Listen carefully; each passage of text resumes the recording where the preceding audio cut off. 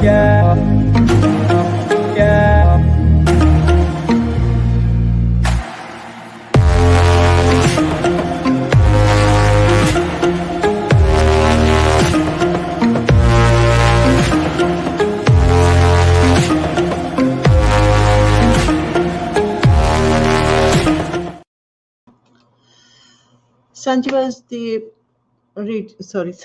Radio ਦੇ programme visa talk time ਵਿੱਚ ਇੱਕ ਵਾਰ ਫਿਰ ਤੁਹਾਡਾ ਸਾਰਿਆਂ ਦਾ ਨਿੱਘਾ ਸਵਾਗਤ ਤੇ ਮੇਰੇ ਵੱਲੋਂ ਯਾਨੀ ਕਿ ਸ਼ਮਾ ਪੰਗੋਲੋਂ ਬਹੁਤ ਹੀ ਪਿਆਰ ਭਰੀ ਨਿੱਘੀ ਸਤਿ ਸ਼੍ਰੀ ਅਕਾਲ। ਅੱਜ ਦੇ ਪ੍ਰੋਗਰਾਮ ਵਿੱਚ ਸਾਡੇ ਨਾਲ ਹੋਣਗੇ ਤਨਵੀ ਦੱਤ ਜੀ ਫਰੋਮ GNT ਮਾਈਗ੍ਰੇਸ਼ਨ ਤੇ ਗੱਲ ਅਸੀਂ ਕਰਨੀ ਹੈ ਕਿ ਪੁਆਇੰਟ ਸਿਸਟਮ ਤੇ ਤੁਸੀਂ ਬਹੁਤ ਵਾਰੀ ਸੁਣਿਆ ਹੋਏਗਾ ਕਿ ਮਾਈਗ੍ਰੇਸ਼ਨ ਹੁੰਦੀ ਆ ਆਸਟ੍ਰੇਲੀਆ ਦੇ ਵਿੱਚ, ਦੂਸਰੇ ਕੰਟਰੀਜ਼ ਦੇ ਵਿੱਚ ਵੀ ਹੁੰਦੀ ਆ, ਪਰ ਕਿਸ ਤਰ੍ਹਾਂ ਹੁੰਦੀ ਆ, ਕਿਸ ਤਰ੍ਹਾਂ ਪੁਆਇੰਟਸ ਬੇਸ ਤੇ ਅਸੀਂ ਮਾਈਗ੍ਰੇਟ ਕਰ ਸਕਦੇ ਹਾਂ ਆਸਟ੍ਰੇਲੀਆ ਦੇ ਵਿੱਚ, ਇਹਦੇ ਬਾਰੇ ਜਾਣਕਾਰੀ ਦੇਣਗੇ ਤੇ ਉਹਦੇ ਨਾਲ ਅੱਗੇ ਹੋਰ ਵੀ ਬਹੁਤ ਸਾਰੇ ਸਵਾਲ ਜਿਹੜੇ ਆ ਉਹ ਨਿਕਲਦੇ ਆਉਣਗੇ। ਪਰ ਸਭ ਤੋਂ ਮੇਨ ਗੱਲ ਇਹ ਹੈਗੀ ਆ ਕਿ ਲਾਈਵ ਕੁਐਸਚਨ ਆਨਸਰ ਸੈਸ਼ਨ ਇਹ ਹੁੰਦਾ। ਇਸ ਟੌਪਿਕ ਤੋਂ ਇਲਾਵਾ ਵੀ ਜੇ ਤੁਹਾਡੇ ਕੋਲ ਕੋਈ ਵੀ ਆਸਟ੍ਰੇਲੀਅਨ ਇਮੀਗ੍ਰੇਸ਼ਨ ਦੇ ਰਿਲੇਟਿਡ ਕੋਈ ਵੀ ਸਵਾਲ ਹੋਵੇ ਉਹ ਤੁਸੀਂ ਸਾਨੂੰ ਪੁੱਛ ਸਕਦੇ ਹੋ ਤੇ ਤਨਵੀ ਦੱਤ ਜੀ ਉਹਦਾ ਜਵਾਬ ਤੁਹਾਨੂੰ ਜ਼ਰੂਰ ਦੇਣਗੇ।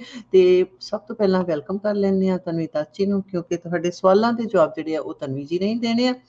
Tanvi ji welcome to the show. Thank you Shama ji. ਹੋਰ ਸੁਣਾਓ ਕੀ ਹਾਲ ਤੁਹਾਡਾ? ਲੌਂਗ ਵੀਕਐਂਡ ਕਿਸ ਤਰ੍ਹਾਂ ਦਾ ਰਿਹਾ? ਲੌਂਗ ਵੀਕਐਂਡ ਤਾਂ ਪਤਾ ਨਹੀਂ ਚੱਲਿਆ ਆਇਆ ਗਿਆ ਕਦੋਂ ਹੋ ਗਿਆ, ਦੋਨੋਂ ਲੌਂਗ ਵੀਕਐਂਡ ਇਨਫੈਕਟ। ਹਾਂਜੀ ਬੈਕ ਟੂ ਬੈਕ ਸੀਗੇ ਬਟ ਫਿਰ ਵੀ ਹੈ ਨਾ ਜਲਦੀ ਨਿਕਲ ਜਾਂਦੇ ਆ। ਬਿਲਕੁਲ ਬਿਲਕੁਲ ਹਾਂਜੀ। ਬਾਕੀ ਗੁੱਡ ਨਿਊਜ਼ ਕਾਫੀ ਆ ਰਹੀਆਂ ਹੁਣ ਤੇ ਜਿਨ੍ਹਾਂ ਨੇ ਟਰੈਵਲ ਕਰਨਾ ਕਿ ਹੁਣ ਜਿਹੜੇ ਹੈਗਾ ਸੀ ਕਿ ਵੈਕਸੀਨੇਸ਼ਨ ਦਾ ਤੁਹਾਨੂੰ ਸਿਰਫ ਸਰਟੀਫਿਕੇਟ ਜਿਹੜਾ ਉਹੀ ਦਿਖਾਉਣਾ ਪਵੇਗਾ ਤੇ ਜਿਹੜੇ ਅਨਵੈਕਸੀਨੇਟਿਡ ਲੋਕ ਆ ਉਹਨਾਂ ਨੇ ਵੀ ਅਸਲ ਵਿੱਚ ਹੈ ਨਾ ਟਰੈਵਲ ਵਗੈਰਾ ਤੇ ਕਰਨਾ ਹੈ, ਪਰ ਮੈਨੂੰ ਲੱਗਦਾ ਕਿ ਉਹ ਵੀ ਹੁਣ ਕਰ ਲੈਣਗੇ ਟਰੈਵਲ। ਕੋਈ ਇੰਨੀ ਪਾਬੰਦੀ ਉਹਨਾਂ ਤੇ ਵੀ ਸ਼ਾਇਦ ਨਹੀਂ ਰਹੇਗੀ ਕਿਉਂਕਿ ਮੋਸਟ ਆਫ ਦਾ ਜਿਹੜਾ ਪੋਪੂਲੇਸ਼ਨ ਆ ਉਹ ਵੈਕਸੀਨੇਟ ਹੋ ਚੁੱਕੀ ਆ। ਬਿਲਕੁਲ।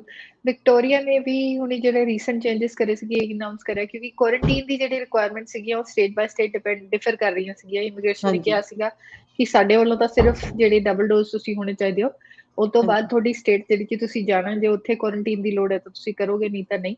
ਵਿਕਟੋਰੀਆ ਨੇ ਪਹਿਲਾਂ ਹਾਲੇ ਕੁਆਰੰਟਾਈਨ ਰੱਖਿਆ ਸੀਗਾ ਕਿ you might have to quarantine but now I think they remove that. ਤਾਂ ਇੱਕ ਚੀਜ਼ ਇਹ ਵਧੀਆ ਹੈ ਕਿ ਚਲੋ ਹੌਲੀ ਹੌਲੀ we are going back to normal. I think ਜਿੱਦਾਂ ਤੁਸੀਂ ਕਿਹਾ ਹੋ ਸਕਦਾ ਹੈ ਆਉਣ ਵਾਲੇ ਟਾਈਮ 'ਚ ਸ਼ਾਇਦ ਵੈਕਸੀਨੇਸ਼ਨ ਦਾ ਵੀ ਜਿਹੜਾ ਰਿਕੁਆਇਰਮੈਂਟ ਹੈ ਪੋਸੀਬਲੀ ਇਨ ਫਿਊਚਰ ਮੇ ਵੀ ਉਹ ਜਾਂ ਤਾਂ ਲੀਨੀਅੰਟ ਹੋ ਜਾਏ ਜਾਂ ਫਿਰ ਹਟਾ ਦਿੱਤੀ ਜਾਵੇ, but we'll see as it comes. ਹਾਂਜੀ। ਤੇ ਅਰਾਊਂਡ 1 ਮਹੀਨਾ ਪਹਿਲੋਂ ਜਿਹੜਾ ਸੀਗਾ, 1 ਮਹੀਨਾ ਵੀ ਕਿਉਂ ਫਿਊ ਵੀਕਸ ਪਹਿਲੋਂ ਤੁਹਾਨੂੰ ਟੈਸਟ ਕਰਵਾ ਕੇ ਤੇ ਨੈਗੇਟਿਵ ਰਿਜ਼ਲਟ ਜਿਹੜਾ ਉਹਨਾਂ ਨੂੰ ਸ਼ੋ ਕਰਨਾ ਸੀ, ਬਟ ਹੁਣ ਤੇ ਤੁਹਾਨੂੰ ਟੈਸਟਿੰਗ ਵੀ ਜਿਹੜੀ ਆ ਉਹ ਨਹੀਂ ਕਰਵਾਉਣੀ ਪਵੇਗੀ।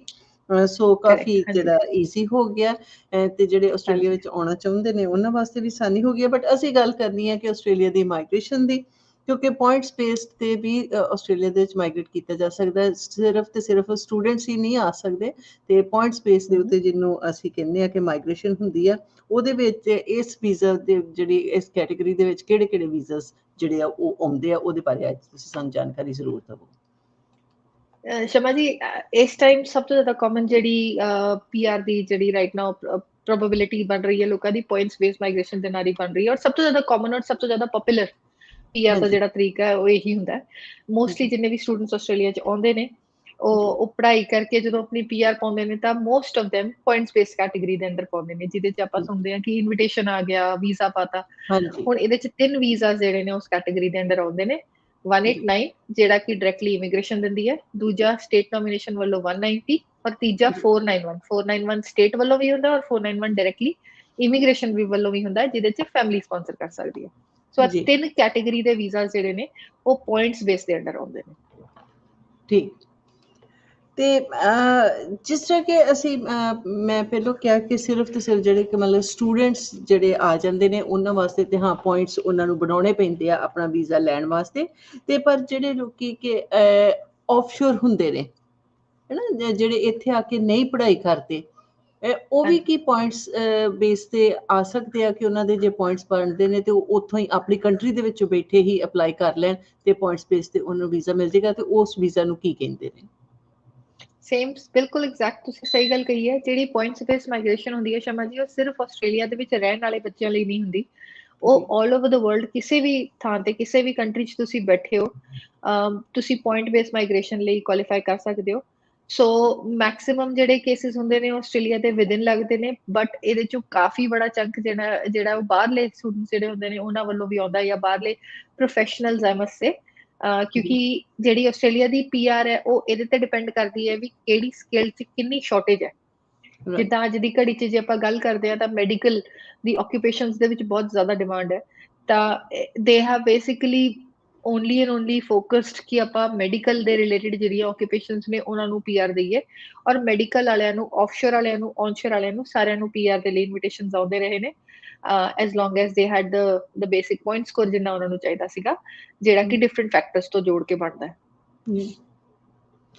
ਤੇ ਜਿਹੜੇ ਇਹ ਪੁਆਇੰਟਸ ਨੇ, ਜਿਸ ਤਰ੍ਹਾਂ ਤੁਸੀਂ ਵੀ ਮੈਂਸ਼ਨ ਕੀਤਾ ਕਿ ਫੈਮਿਲੀ ਦੇ ਤੁਹਾਨੂੰ ਪੁਆਇੰਟਸ ਮਿਲਦੇ ਨੇ, ਇਹਨਾਂ ਨੂੰ ਕਿਸ ਤਰ੍ਹਾਂ ਡਿਵਾਈਡ ਕੀਤਾ ਜਾਂਦਾ ਹੈ? ਕਿਉਂਕਿ ਜਿਹਨੇ ਜਿਹੜਾ ਆਸਟ੍ਰੇਲੀਆ ਦੇ ਵਿੱਚ ਆ ਗਿਆ ਹੈ, ਜਾਂ ਜਿਹਨੂੰ ਜਿਹੜਾ ਆਲਰੇਡੀ ਇਹਦੇ ਬਾਰੇ ਥੋੜ੍ਹਾ ਬਹੁਤਾ ਜਾਣਦਾ, ਉਹਨੂੰ ਪੁਆਇੰਟਸ ਦਾ ਪਤਾ ਹੋਏਗਾ, ਪਰ ਜਿਹੜੇ ਲੋਕੀ ਬਿਲਕੁਲ ਇਹਦੇ ਬਾਰੇ ਜਾਣਦੇ ਹੀ ਨਹੀਂ ਕਿ ਕੀ ਪੁਆਇੰਟਸ ਨੇ, ਕਿਸ ਤਰ੍ਹਾਂ ਕਿਹੜੀ ਕੈਟੇਗਰੀ ਦੇ ਪੁਆਇੰਟਸ ਮਿਲਦੇ ਨੇ, ਉਹਨਾਂ ਬਾਰੇ ਵੀ ਜ਼ਰੂਰ ਤੁਸੀਂ ਸਾਨੂੰ ਦੱਸੋ। ਸ਼ਮਨ ਜੀ, ਫੈਮਿਲੀ ਦਾ ਇੱਕ ਇਹੋ ਜਿਹਾ ਕੈਟੇਗਰੀ ਹੁੰਦੀ ਹੈ ਵੀ ਜਿਹਦੇ 'ਚ ਮੋਸਟਲੀ ਏਦਾਂ ਹੁੰਦਾ ਕਿ ਵੀ ਮੇਰੀ ਇੱਧਰ ਸਿਸਟਰ ਹੈ, ਜਾਂ ਮੇਰੇ ਬ੍ਰਦਰ ਨੇ, ਜਾਂ ਮੇਰੀ ਕੋਈ ਫੈਮਿਲੀ ਦੇ ਇਮੀਡੀਏਟ ਮੈਂਬਰਸ ਨੇ ਜਿਨ੍ਹਾਂ ਦੇ ਥਰੂ ਅਸੀਂ ਪੁਆਇੰਟਸ ਲਾਈਕ PR ਪਾ ਸਕਦੇ ਹਾਂ, ਉਹਨਾਂ ਦੇ ਮੇਨ ਪੁਆਇੰਟਸ ਦੇ ਫੈਮਿਲੀ ਵੱਲੋਂ ਮਿਲਦੇ ਨੇ। ਪਰ ਜਿਹੜੇ ਬੱਚੇ ਦੇ ਇੱਕ ਐਪਲੀਕੈਂਟ ਦੇ ਆਪਣੇ ਪੁਆਇੰਟਸ ਹੁੰਦੇ ਨੇ, ਉਹ ਉਹਨਾਂ ਦੇ ਐਕਸਕਲੂਸਿਵ ਅਲੱਗ-ਅਲੱਗ ਕੈਟੇਗਰੀਜ਼ ਜੋੜ ਕੇ ਬਣਦੇ ਨੇ, ਜਿਹਦੇ 'ਚ ਉਹਨਾਂ ਦੀ ਏਜ, ਉਹਨਾਂ ਦੀ ਪੜ੍ਹਾਈ, ਉਹਨਾਂ ਦੀ ਇੰਗਲਿਸ਼, ਉਹਨਾਂ ਦਾ ਮੈਰਿਟਲ ਸਟੇਟਸ, ਉਹਨਾਂ ਦਾ ਐਕਸਪੀਰੀਅੰਸ, ਬਹੁਤ ਸਾਰੇ ਫੈਕਟਰਸ ਜੋੜ ਕੇ ਉਹਨਾਂ ਦੇ ਪੁਆਇੰਟਸ ਬਣਦੇ ਨੇ। ਹੁਣ ਹਰ ਕ੍ਰਾਈਟੀਰੀਆ, ਜਿਹੜਾ ਹਰ ਇੱਕ ਫੈਕਟਰ ਹੈ, ਹਰ ਕੈਟੇਗਰੀ ਹੈ, ਉਹਦੇ ਕੁਝ ਕ੍ਰਾਈਟੀਰੀਆਜ਼ ਹੁੰਦੇ ਨੇ ਵੀ ਜਿਵੇਂ ਫॉर ਐਗਜ਼ਾਮਪਲ ਏਜ ਦੇ ਵਿੱਚ ਕਿੰਨੇ ਪੁਆਇੰਟਸ ਮਿਲਦੇ ਨੇ, ਕਦੋਂ ਖਤਮ ਹੁੰਦੇ ਨੇ, ਕਦੋਂ ਸ਼ੁਰੂ ਹੁੰਦੇ ਨੇ, and so on and so fourth. So I think ਇੱਕ ਕਰਕੇ ਵੀ ਕੈਨ ਡਿਸਕਸ ਕਿ ਕਿਹੜੇ ਫੈਕਟਰ 'ਚ ਕਿੰਨੇ ਪੁਆਇੰਟਸ ਮਿਲਦੇ ਨੇ, ਔਰ ਉਹਨਾਂ ਦੇ ਕੀ ਧਿਆਨ ਰੱਖਣਾ ਚਾਹੀਦਾ ਸਟੂਡੈਂਟਸ ਨੂੰ।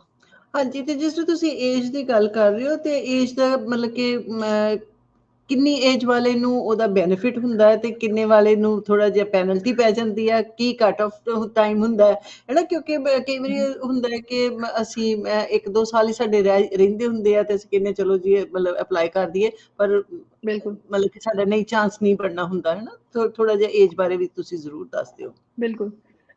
ਦੇਖੋ, ਏਜ ਦੇ ਵਿੱਚ ਮਿਨੀਮਮ 18 ਸਾਲ ਦਾ ਐਪਲੀਕੈਂਟ ਇੱਕ ਹੋਣਾ ਚਾਹੀਦਾ, ਜਿਹੜਾ ਕਿ PR ਲਈ ਪੁਆਇੰਟਸ ਬੇਸ ਲਈ ਕੁਆਲੀਫਾਈ ਕਰ ਸਕਦਾ ਹੈ। 18 ਤੋਂ ਨੀਚੇ ਵਾਲਾ ਮਾਈਨਰ ਕੈਟੇਗਰੀ ਦੇ ਅੰਡਰ ਆਉਂਦਾ, ਤਾਂ ਉਹ ਇੰਡੀਪੈਂਡੈਂਟਲੀ ਆਪਣੇ ਸਿਰ ਤੇ PR ਨਹੀਂ ਪਾ ਸਕਦੇ। ਸੋ ਇਹਨਾਂ ਨੇ 4 ਬ੍ਰੈਕਟਸ ਬਣਾਏ ਨੇ ਏਜ ਦੇ, ਜਿਹਦੇ 'ਚ ਇਹਨਾਂ ਨੇ ਅਲੱਗ-ਅਲੱਗ ਪੁਆਇੰਟਸ ਰੱਖੇ ਨੇ। ਜੇ ਤੁਸੀਂ 18 ਤੋਂ 25 ਸਾਲ ਦੀ ਉਮਰ 'ਚ ਫਾਲ ਕਰਦੇ ਹੋ ਤਾਂ ਤੁਹਾਨੂੰ 25 ਪੁਆਇੰਟਸ ਮਿਲਦੇ ਨੇ।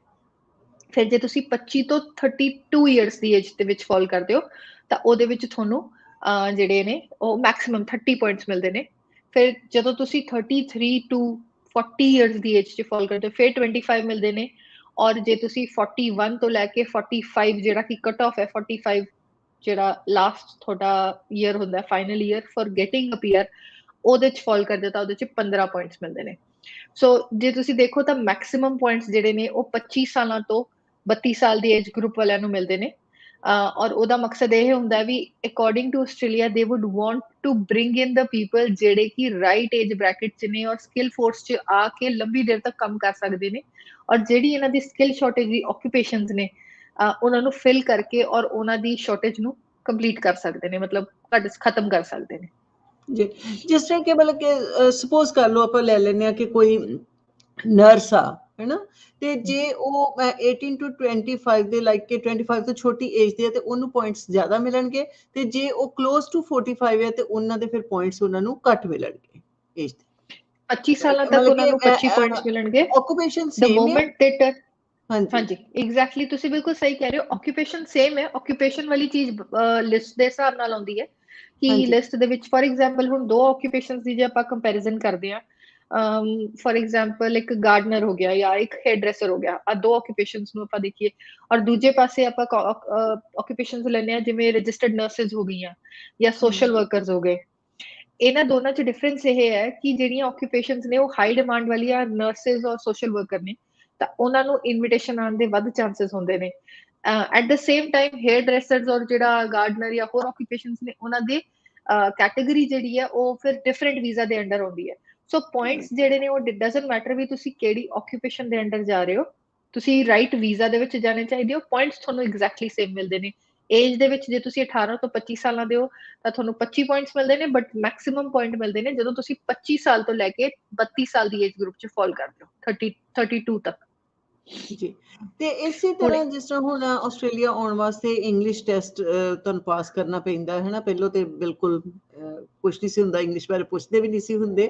ਤੇ ਪਰ ਹੁਣ ਜਿਹੜਾ ਕਿਹੜੇ ਕਿਹੜੇ ਇੰਗਲਿਸ਼ ਟੈਸਟ ਤੁਹਾਨੂੰ ਪਾਸ ਕਰਨੇ ਪੈਂਦੇ ਆ, ਉਹ ਕਿਸ ਤਰ੍ਹਾਂ ਉਹਨਾਂ ਦੇ ਪੁਆਇੰਟਸ ਕੈਲਕੂਲੇਟ ਹੁੰਦੇ ਆ, ਤੇ ਕੀ ਘਰ ਵਿੱਚ ਵੀ ਤੁਸੀਂ ਆਪਣੇ ਆਪ ਨੂੰ ਮਤਲਬ ਕਿ ਟੈਸਟ ਕਰ ਸਕਦੇ ਹੋ ਇੰਗਲਿਸ਼ ਲਈ, ਤੇ ਉਹਦਾ ਵੀ ਕੋਈ ਪੁਆਇੰਟਸ ਮਿਲਦੇ ਆ ਜਾਂ ਨਹੀਂ ਮਿਲਦੇ? ਹਾਂਜੀ ਸ਼ਿਵਾ ਜੀ, ਸਭ ਤੋਂ ਕਾਮਨ ਟੈਸਟ ਹੁੰਦਾ ਆਇਲਸ, ਔਰ ਜਿਹੜਾ ਇਸ ਟਾਈਮ ਸਭ ਤੋਂ ਪਪੂਲਰ ਟੈਸਟ ਹੈ ਉਹ ਹੈਗਾ ਪੀਟੀ।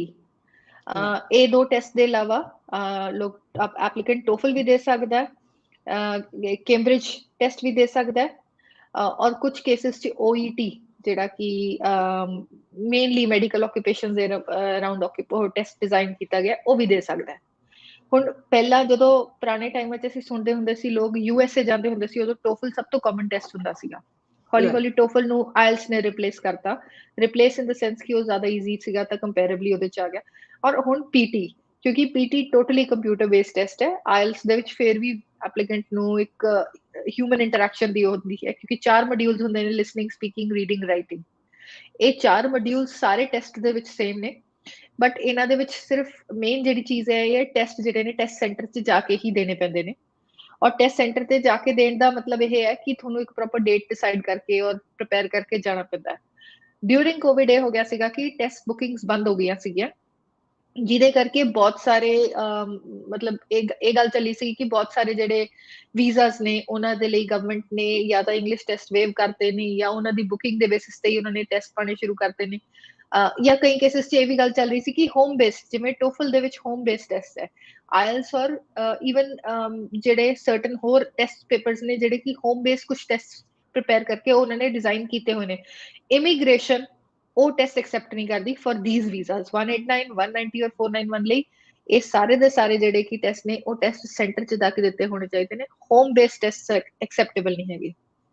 ਔਰ ਆਈ ਥਿੰਕ ਜੇ ਆਪਾਂ ਇਹਨਾਂ ਦੇ ਪੁਆਇੰਟਸ ਦੀ ਗੱਲ ਕਰੀਏ, ਸਾਰਿਆਂ ਦੇ ਸਭ ਤੋਂ ਕਾਮਨਲੀ ਆਪਾਂ ਆਇਲਸ ਦੇ ਕੰਪੈਰੀਜ਼ਨ ਦੇ ਹਿਸਾਬ ਨਾਲ ਚੱਲਦੇ ਹਾਂ। ਮਿਨੀਮਮ ਪੁਆਇੰਟ ਸਕੋਰ ਜਿਹੜਾ ਰਿਕੁਆਇਰਡ ਹੁੰਦਾ ਉਹ 6 ਈਚ ਦਾ ਹੁੰਦਾ, ਜਿਹੜਾ ਜੇ ਆਪਾਂ PT ਦੇ ਇਕੁਇਵਲੈਂਟ 'ਚ ਲਿਆਈਏ ਤਾਂ 50 ਇਨ ਈਚ ਮੋਡਿਊਲ ਹੋ ਜਾਂਦਾ ਹੈ।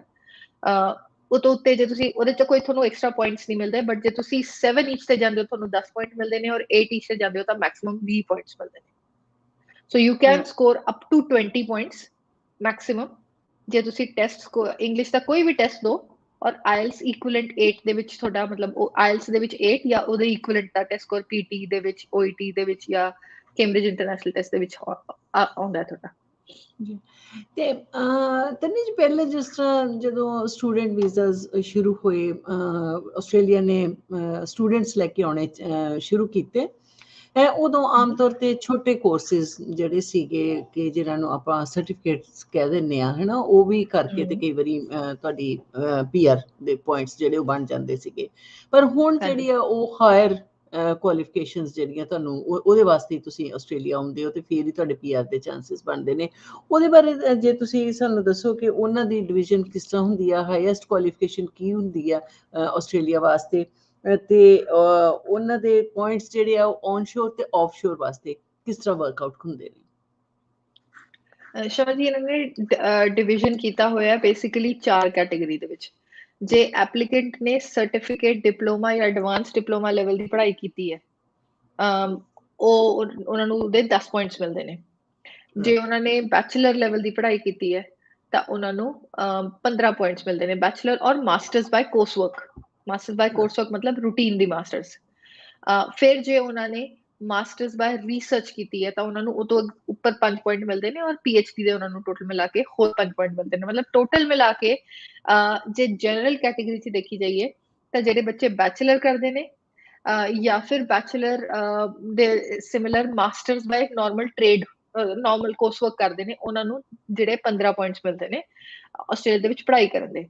ਹੁਣ ਜਿਹੜੀ ਤੁਸੀਂ ਗੱਲ ਕਰੀ ਹੈ ਕਿ ਜਿਹੜੇ ਬੱਚੇ ਆਫਸ਼ੋਰ ਦੇ ਵਿੱਚ ਪੜ੍ਹਦੇ ਨੇ ਤਾਂ ਉਹਨਾਂ ਨੂੰ ਵੀ ਇਕੁਇਵਲੈਂਟ ਪੁਆਇੰਟਸ ਮਿਲਦੇ ਨੇ, ਪੁਆਇੰਟਸ ਹਾਈਐਸਟ ਕੁਆਲੀਫਿਕੇਸ਼ਨ ਦੇ ਹੀ ਮਿਲਦੇ ਨੇ, ਬਟ ਤੁਹਾਡੀ ਜਿਹੜੀ ਪੜ੍ਹਾਈ ਹੈ ਉਹ ਆਸਟ੍ਰੇਲੀਅਨ ਕੁਆਲੀਫਿਕੇਸ਼ਨ ਫਰੇਮਵਰਕ ਦੇ ਲੈਵਲ ਦੀ ਹੋਣੀ ਚਾਹੀਦੀ ਹੈ।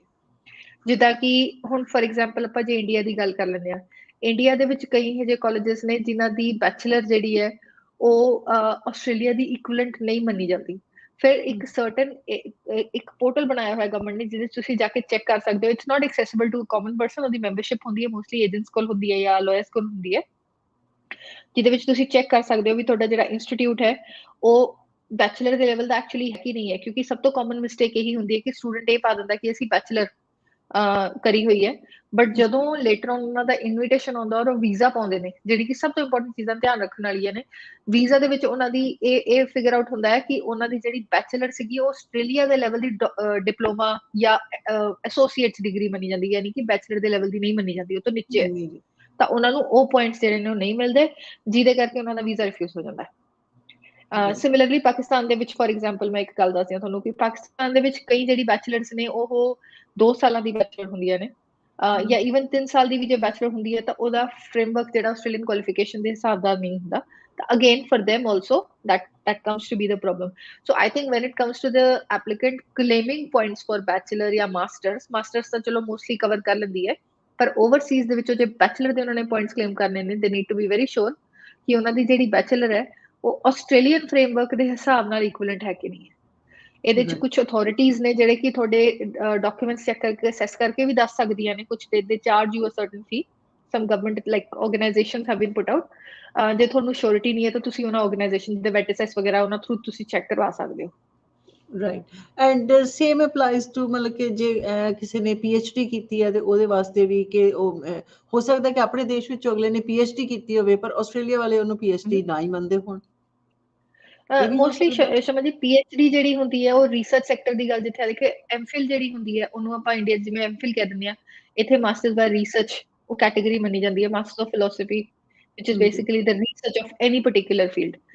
Similarly ਜਦ ਆਪਾਂ PhD ਦੀ ਗੱਲ ਕਰਦੇ ਹਾਂ ਉਹ ਡਾਕਟਰੇਟ ਦੀ ਗੱਲ ਆ ਜਾਂਦੀ ਹੈ। Most of the scenarios I've rarely come across, in fact I would say I've never come across a case where PhD from overseas was not considered equivalent to the PhD in Australia.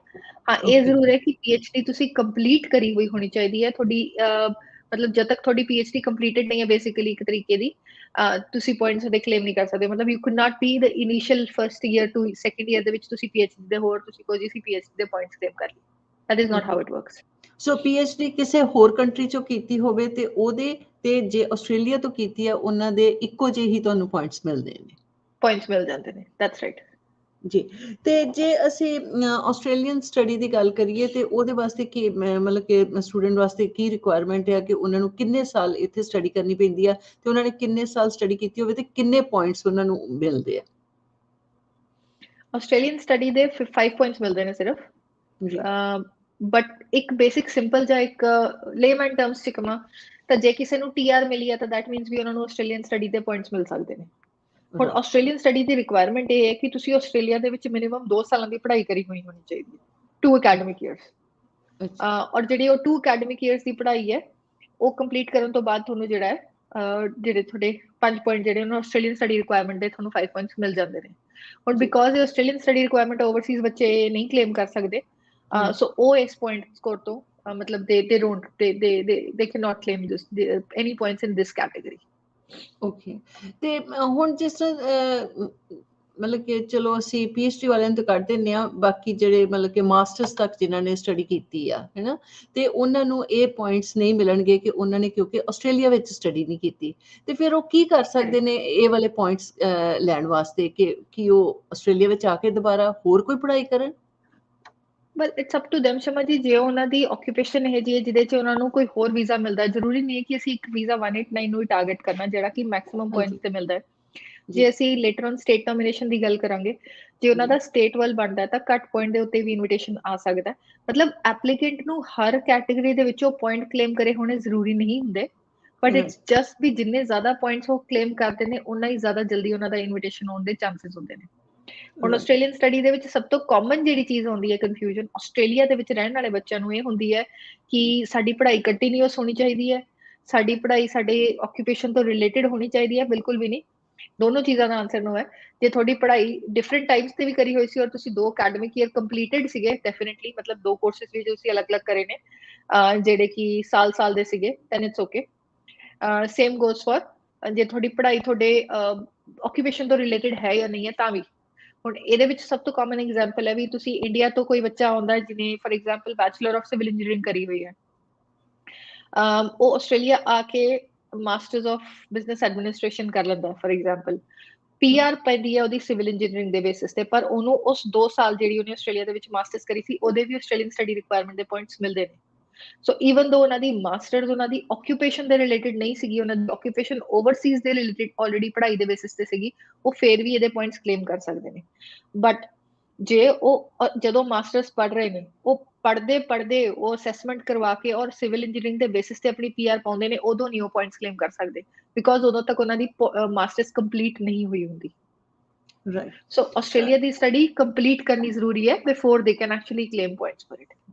ਤੇ ਤਨਵੀ ਜੀ, ਕਈ ਲੋਕੀ ਮਤਲਬ ਕਿ ਹੋ ਸਕਦਾ ਹੈ ਕਿ ਆਨਲਾਈਨ ਕੋਈ ਕੋਰਸਿਸ ਕਈਆਂ ਨੇ ਜੁਆਇਨ ਕੀਤੇ ਹੋਣ, ਤੇ ਕੀ ਉਹਨਾਂ ਨੂੰ ਉਹਦੇ ਪੁਆਇੰਟਸ ਮਿਲਣਗੇ ਭਾਵੇਂ ਉਹਨਾਂ ਨੇ ਕਿਸੇ ਆਸਟ੍ਰੇਲੀਅਨ ਇੰਸਟੀਟਿਊਸ਼ਨ ਤੋਂ ਪੜ੍ਹਾਈ ਕਰ ਰਹੇ ਨੇ ਬਟ ਉਹ ਆਸਟ੍ਰੇਲੀਆ ਵਿੱਚ ਆਏ ਨਹੀਂ, ਆਪਣੇ ਦੇਸ਼ ਵਿੱਚ ਬੈਠ ਕੇ ਉਹਨਾਂ ਨੇ ਪੜ੍ਹਾਈ ਕੀਤੀ ਹੈ, ਕਿ ਉਹਦਾ ਕੋਈ ਪੁਆਇੰਟਸ ਉਹਨਾਂ ਨੂੰ ਮਿਲਣਗੇ ਜਾਂ ਨਹੀਂ?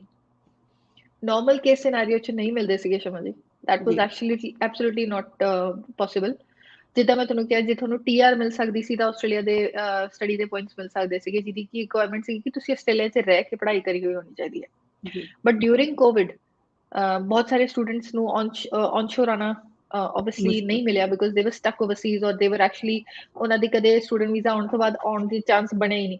ਸੋ ਗਵਰਨਮੈਂਟ ਨੇ ਉਹਨਾਂ ਦੇ ਕੇਸਿਸ 'ਚ ਰਿਆਇਤ ਕਰੀ ਹੈ। They are going to be accepting certain files. They'll definitely be observing and assessing the cases individually, case by case basis ਤੇ। So I think I'll still encourage ਕਿ ਜੇ students overseas 'ਚ ਬੈਠ ਕੇ ਆਪਣੀ 2 ਸਾਲ ਦੀ ਪੜ੍ਹਾਈ ਕੰਪਲੀਟ ਕਰ ਚੁੱਕੇ ਨੇ while holding a student visa for example, ਫਿਰ ਤਾਂ ਉਹਨਾਂ ਦੇ ਵਿੱਚ ਉਹਨਾਂ ਦੀ ਪੋਸਿਬਿਲਿਟੀ ਬਣ ਸਕਦੀ ਹੈ ਉਹ ਪੁਆਇੰਟਸ ਕਲੇਮ ਕਰਨ ਦੀ, because they could not travel to Australia covid ਦੇ ਕਰਕੇ।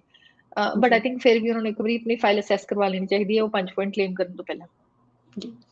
ਤੇ ਜਿਸ ਤਰ੍ਹਾਂ ਕਿ ਆਸਟ੍ਰੇਲੀਆ ਦਾ ਤੁਹਾਨੂੰ ਵੀ ਪਤਾ ਹੈ ਕਿ ਜਿਹੜੇ ਮੇਨ ਸਿਟੀਜ਼ ਸੀਗੇ, ਵੱਡੇ ਸਿਟੀਜ਼, ਉਹਨਾਂ ਵਿੱਚ ਕਾਫੀ ਜ਼ਿਆਦਾ ਸਟੂਡੈਂਟਸ ਆਏ ਤੇ ਪੀਆਰ ਹੋ ਗਈ, ਤੇ ਹੁਣ ਆਸਟ੍ਰੇਲੀਆ ਰੀਜਨਲ ਏਰੀਆ ਥੋੜਾ ਡਿਵੈਲਪ ਕਰਨਾ ਚਾਹੁੰਦਾ ਹੈ, ਤੇ ਰੀਜਨਲ ਏਰੀਆ ਵਿੱਚ ਜੇ ਕੋਈ ਰਹਿ ਰਿਹਾ ਤੇ ਉਹਨੇ ਆਪਣੇ ਪ੍ਰੋਫੈਸ਼ਨ ਦੇ ਅਕੋਰਡਿੰਗਲੀ ਪੜ੍ਹਾਈ ਨਹੀਂ ਕੀਤੀ, ਕਿ ਰੀਜਨਲ ਏਰੀਆ ਦੇ ਉਹਨਾਂ ਨੂੰ ਐਕਸਟਰਾ ਪੁਆਇੰਟਸ ਮਿਲਦੇ ਨੇ? ਸ਼ਮਾ ਜੀ, ਰੀਜਨਲ ਏਰੀਆ ਦੇ ਵਿੱਚ ਡੈਫੀਨਿਟਲੀ ਮਿਲਦੇ ਨੇ। ਅਗੇਨ ਦ ਸੇਮ ਥਿੰਗ, ਅਗਰ ਉਹਨਾਂ ਨੇ ਆਕਿਊਪੇਸ਼ਨ ਡਿਫਰੈਂਟ, ਜਿਵੇਂ ਫॉर ਐਗਜ਼ਾਮਪਲ ਅਸੀਂ ਪਹਿਲਾਂ ਓਵਰਸੀਜ਼ ਦੀ ਪੜ੍ਹਾਈ ਦੀ ਗੱਲ ਕਰੀ, ਉਹਦੇ ਬੇਸਿਸ ਤੇ ਵੀ ਜੇ ਉਹਨਾਂ ਨੇ ਆਪਣੀ ਫਾਈਲ ਪਾਈ ਹੈ, ਪਰ ਉਹਨਾਂ ਦੀ ਜਿਹੜੀ ਆਸਟ੍ਰੇਲੀਅਨ ਸਟੱਡੀ ਸੀਗੀ ਉਹ ਰੀਜਨਲ ਏਰੀਆ 'ਚ ਸੀਗੀ, ਮਤਲਬ ਕਿਸੇ ਰੀਜਨਲ ਏਰੀਆ ਦੀ ਯੂਨੀਵਰਸਿਟੀ 'ਚ ਸੀਗੀ। ਫॉर ਐਗਜ਼ਾਮਪਲ ਸਾਊਥ ਆਸਟ੍ਰੇਲੀਆ ਪੂਰੇ ਦਾ ਪੂਰਾ ਰੀਜਨਲ ਹੈ, ਤਸਮਾਨੀਆ ਪੂਰੇ ਦਾ ਪੂਰਾ ਰੀਜਨਲ ਹੈ, Northern Territory is completely regional, Canberra ACT is completely regional, ਜਿਹੜਾ Western Australia is now completely regional. Melbourne, Sydney ਔਰ ਬ੍ਰਿਸਬਨ, ਇਹ 3 ਸਿਟੀਜ਼ ਨੂੰ ਛੱਡ ਕੇ ਪੂਰਾ ਆਸਟ੍ਰੇਲੀਆ ਰੀਜਨਲ ਹੈ। ਔਰ ਸਟੂਡੈਂਟ ਨੇ ਇਹਦੇ ਇਲਾਵਾ ਕਿਸੇ ਵੀ ਰੀਜਨਲ ਏਰੀਆ ਦੀ ਸਿਟੀ 'ਚ ਰਹਿ ਕੇ, for example University of Wollongong, University of New England, for example Flinders University ਜਿਹੜੀ ਕਿ ਸਾਊਥ ਆਸਟ੍ਰੇਲੀਆ 'ਚ, ਯੂਨੀਵਰਸਿਟੀ ਆਫ ਟੈਸਮੇਨੀਆ, ਇਹਨਾਂ ਕਿਸੇ ਵੀ ਯੂਨਿਟ ਤੋਂ ਪੜ੍ਹਾਈ ਕਰੀ ਹੋਵੇ ਵਾਈਲ ਦੇ ਵਰ ਰਿਜ਼ਾਈਡਿੰਗ ਇਨ ਦ ਰੀਜਨਲ ਏਰੀਆ ਇਟਸੈਲਫ, ਉਹਨਾਂ ਨੂੰ ਰੀਜਨਲ ਦੇ ਪੁਆਇੰਟਸ ਮਿਲਦੇ ਨੇ। ਹੁਣ ਇੱਥੇ ਬੜੀ ਇੰਪੋਰਟੈਂਟ ਚੀਜ਼ ਮੈਂਸ਼ਨ ਕਰਨ ਦੀ ਇਹ ਹੈ ਸ਼ਮਨ ਜੀ, ਕਿ ਬਹੁਤ ਸਾਰੇ ਬੱਚੇ ਰੀਜਨਲ ਦੇ ਪੁਆਇੰਟਸ ਕਲੇਮ ਕਰ ਲੈਂਦੇ, ਬਿਕੋਜ਼ ਅੱਜ ਕੱਲ੍ਹ ਬਹੁਤ ਸਾਰੇ ਸਟੂਡੈਂਟਸ ਆਪਣੇ ਆਪ ਆਪਣੀ ਐਕਸਪ੍ਰੈਸ਼ਨ ਆਫ ਇੰਟਰਸਟ ਪਾ ਕੇ ਇਨਵੀਟੇਸ਼ਨ ਲੈ ਲੈਂਦੇ ਨੇ। But a lot of times I get the inquiry ਕਿ ਸਾਡੇ ਕੋਲ ਪ੍ਰੂਵ ਕਰਨ ਲਈ ਡਾਕੂਮੈਂਟੇਸ਼ਨ ਨਹੀਂ ਹੈ। ਐਂਡ ਸਭ ਤੋਂ ਜ਼ਿਆਦਾ ਜਿਹੜੇ ਆਈ ਵੁੱਡ ਸੇ ਕਿ ਰਿਫਿਊਜ਼ਲਸ ਜਿਹੜੇ ਕਿ ਮੈਂ ਦੇਖੇ ਨੇ ਵੀਜ਼ਾ ਦੇ ਜਾਂ ਨੋਮੀਨੇਸ਼ਨ ਦੇ, ਸਟੇਟ ਨੋਮੀਨੇਸ਼ਨ ਦੇ, ਉਹ ਰੀਜਨਲ ਪੁਆਇੰਟਸ ਕਲੇਮ ਕਰਨ ਕਰਕੇ ਹੀ ਆਉਂਦੇ ਨੇ, ਕਿਉਂਕਿ ਸਟੂਡੈਂਟ ਈਵਨ ਦੋ ਪੜ੍ਹਾਈ ਉਹਨਾਂ ਨੇ ਰੀਜਨਲ ਯੂਨੀਵਰਸਿਟੀ ਤੋਂ ਕਰੀ ਹੁੰਦੀ ਹੈ, ਪਰ ਅ ਲੋਟ ਆਫ ਟਾਈਮਸ ਉਹਨਾਂ ਕੋਲ ਰੈਜ਼ੀਡੈਂਸੀ ਪ੍ਰੂਵ ਕਰਨ ਦਾ ਐਵੀਡੈਂਸ ਨਹੀਂ ਹੁੰਦਾ। ਜਿੱਦਾਂ ਫॉर ਐਗਜ਼ਾਮਪਲ ਮੈਲਬਨ ਦੇ ਵਿੱਚ ਜਲੌਂਗ 'ਚ ਡੀਕਨ ਯੂਨੀਵਰਸਿਟੀ ਦਾ ਕੈਂਪਸ ਹੈ, ਸਟੂਡੈਂਟ ਨੇ ਡੀਕਨ ਤੋਂ ਪੜ੍ਹਾਈ ਕਰੀ ਪਰ ਉਹਨਾਂ ਦੀ ਰਿਹਾਇਸ਼ ਜਿਹੜੀ ਉਹ ਟਾਨਟ 'ਚ ਸੀਗੀ। They were not residing in a regional area, so they did not qualify to claim those points. So I think ਇੱਥੇ ਇਹ ਗੱਲ ਆ ਜਾਂਦੀ ਹੈ ਕਿ ਜਦੋਂ ਤੁਸੀਂ ਉਹ 5 ਪੁਆਇੰਟ ਕਲੇਮ ਕਰਨੇ ਨੇ ਰੀਜਨਲ ਏਰੀਆ ਦੀ ਪੜ੍ਹਾਈ ਦੇ, ਤਾਂ ਤੁਹਾਡੇ ਕੋਲ through out the course of your study evidence ਹੋਣਾ ਚਾਹੀਦਾ, ਜਿਹਦੇ 'ਚ ਤੁਹਾਡੀ ਲੀਜ਼ ਹੁੰਦੀ ਹੈ, ਤੁਹਾਡੇ ਬਿਲਸ ਹੁੰਦੇ ਨੇ, ਤੁਹਾਡੀਆਂ ਬੈਂਕ ਟ੍ਰਾਂਜੈਕਸ਼ਨਸ ਹੁੰਦੀਆਂ ਨੇ, ਜਾਂ ਹੋਰ ਵੀ ਕੋਈ ਵੀ ਤਰ੍ਹਾਂ ਦੇ ਤੁਹਾਡੇ ਕੋਲ ਜਿਹੜੇ ਐਵੀਡੈਂਸ ਹੁੰਦੇ ਨੇ ਜਿਹੜੇ ਤੁਸੀਂ ਪ੍ਰੂਵ ਕਰ ਸਕਦੇ ਹੋ ਕਿ ਤੁਸੀਂ ਰੀਜਨਲ 'ਚ ਰੈਜ਼ਾਈਡ ਕਰਕੇ ਪੜ੍ਹਾਈ ਕਰੀ ਰੀਜਨਲ ਯੂਨੀਵਰਸਿਟੀ ਤੋਂ, ਫਿਰ ਤੁਸੀਂ ਉਹ ਪੁਆਇੰਟਸ ਕਲੇਮ ਕਰ ਸਕਦੇ ਹੋ। ਜੀ, ਤੇ ਤਨਵੀ ਜੀ, ਆਸਟ੍ਰੇਲੀਆ ਦੇ ਵਿੱਚ ਸਪੈਸ਼ਲਿਸਟ ਐਜੂਕੇਸ਼ਨ ਕੁਆਲੀਫਿਕੇਸ਼ਨ ਨੂੰ ਕੀ ਮਤਲਬ ਕਿ ਕਿਸ ਤਰ੍ਹਾਂ ਅਸੀਂ ਡਿਸਕਸ ਕਰ ਸਕਦੇ ਹਾਂ ਤੇ ਕੀ ਇਹ ਹੁੰਦੀ ਆ, ਔਰ ਇਹਦੇ ਜਿਹੜੇ ਪੁਆਇੰਟਸ ਨੇ ਉਹ ਕੌਣ ਕਲੇਮ ਕਰ ਸਕਦਾ ਤੇ ਕਿਸ ਤਰ੍ਹਾਂ ਕੀਤੇ ਜਾ ਸਕਦੇ? ਸਪੈਸ਼ਲਿਸਟ ਐਜੂਕੇਸ਼ਨ ਸ਼ਰਮਾ ਜੀ, ਤੁਸੀਂ ਆਈ ਥਿੰਕ ਪੋਸੀਬਲੀ ਈਦਰ ਯੋਰਸੈਲਫ ਔਰ ਫਰਮ ਯੋਰ ਚਿਲਡਰਨ ਤੁਸੀਂ ਸੁਣਿਆ ਹੋਣਾ ਬੱਚਿਆਂ ਦੇ ਲਈ ਅੱਜ ਕੱਲ੍ਹ ਸਟੈਮ ਬੜਾ ਜ਼ਰੂਰੀ ਹੈ। ਸਟੈਮ ਦੇ ਵਿੱਚ ਬੱਚੇ ਦੀ ਪੜ੍ਹਾਈ ਹੋਣੀ ਚਾਹੀਦੀ ਹੈ। ਸਟੈਮ ਦੇ ਵਿੱਚ ਉਹਨਾਂ ਨੂੰ ਕਰਾਉਣਾ ਪੈਣਾ, which is science, technology, engineering, mathematics and now medical is also added to it.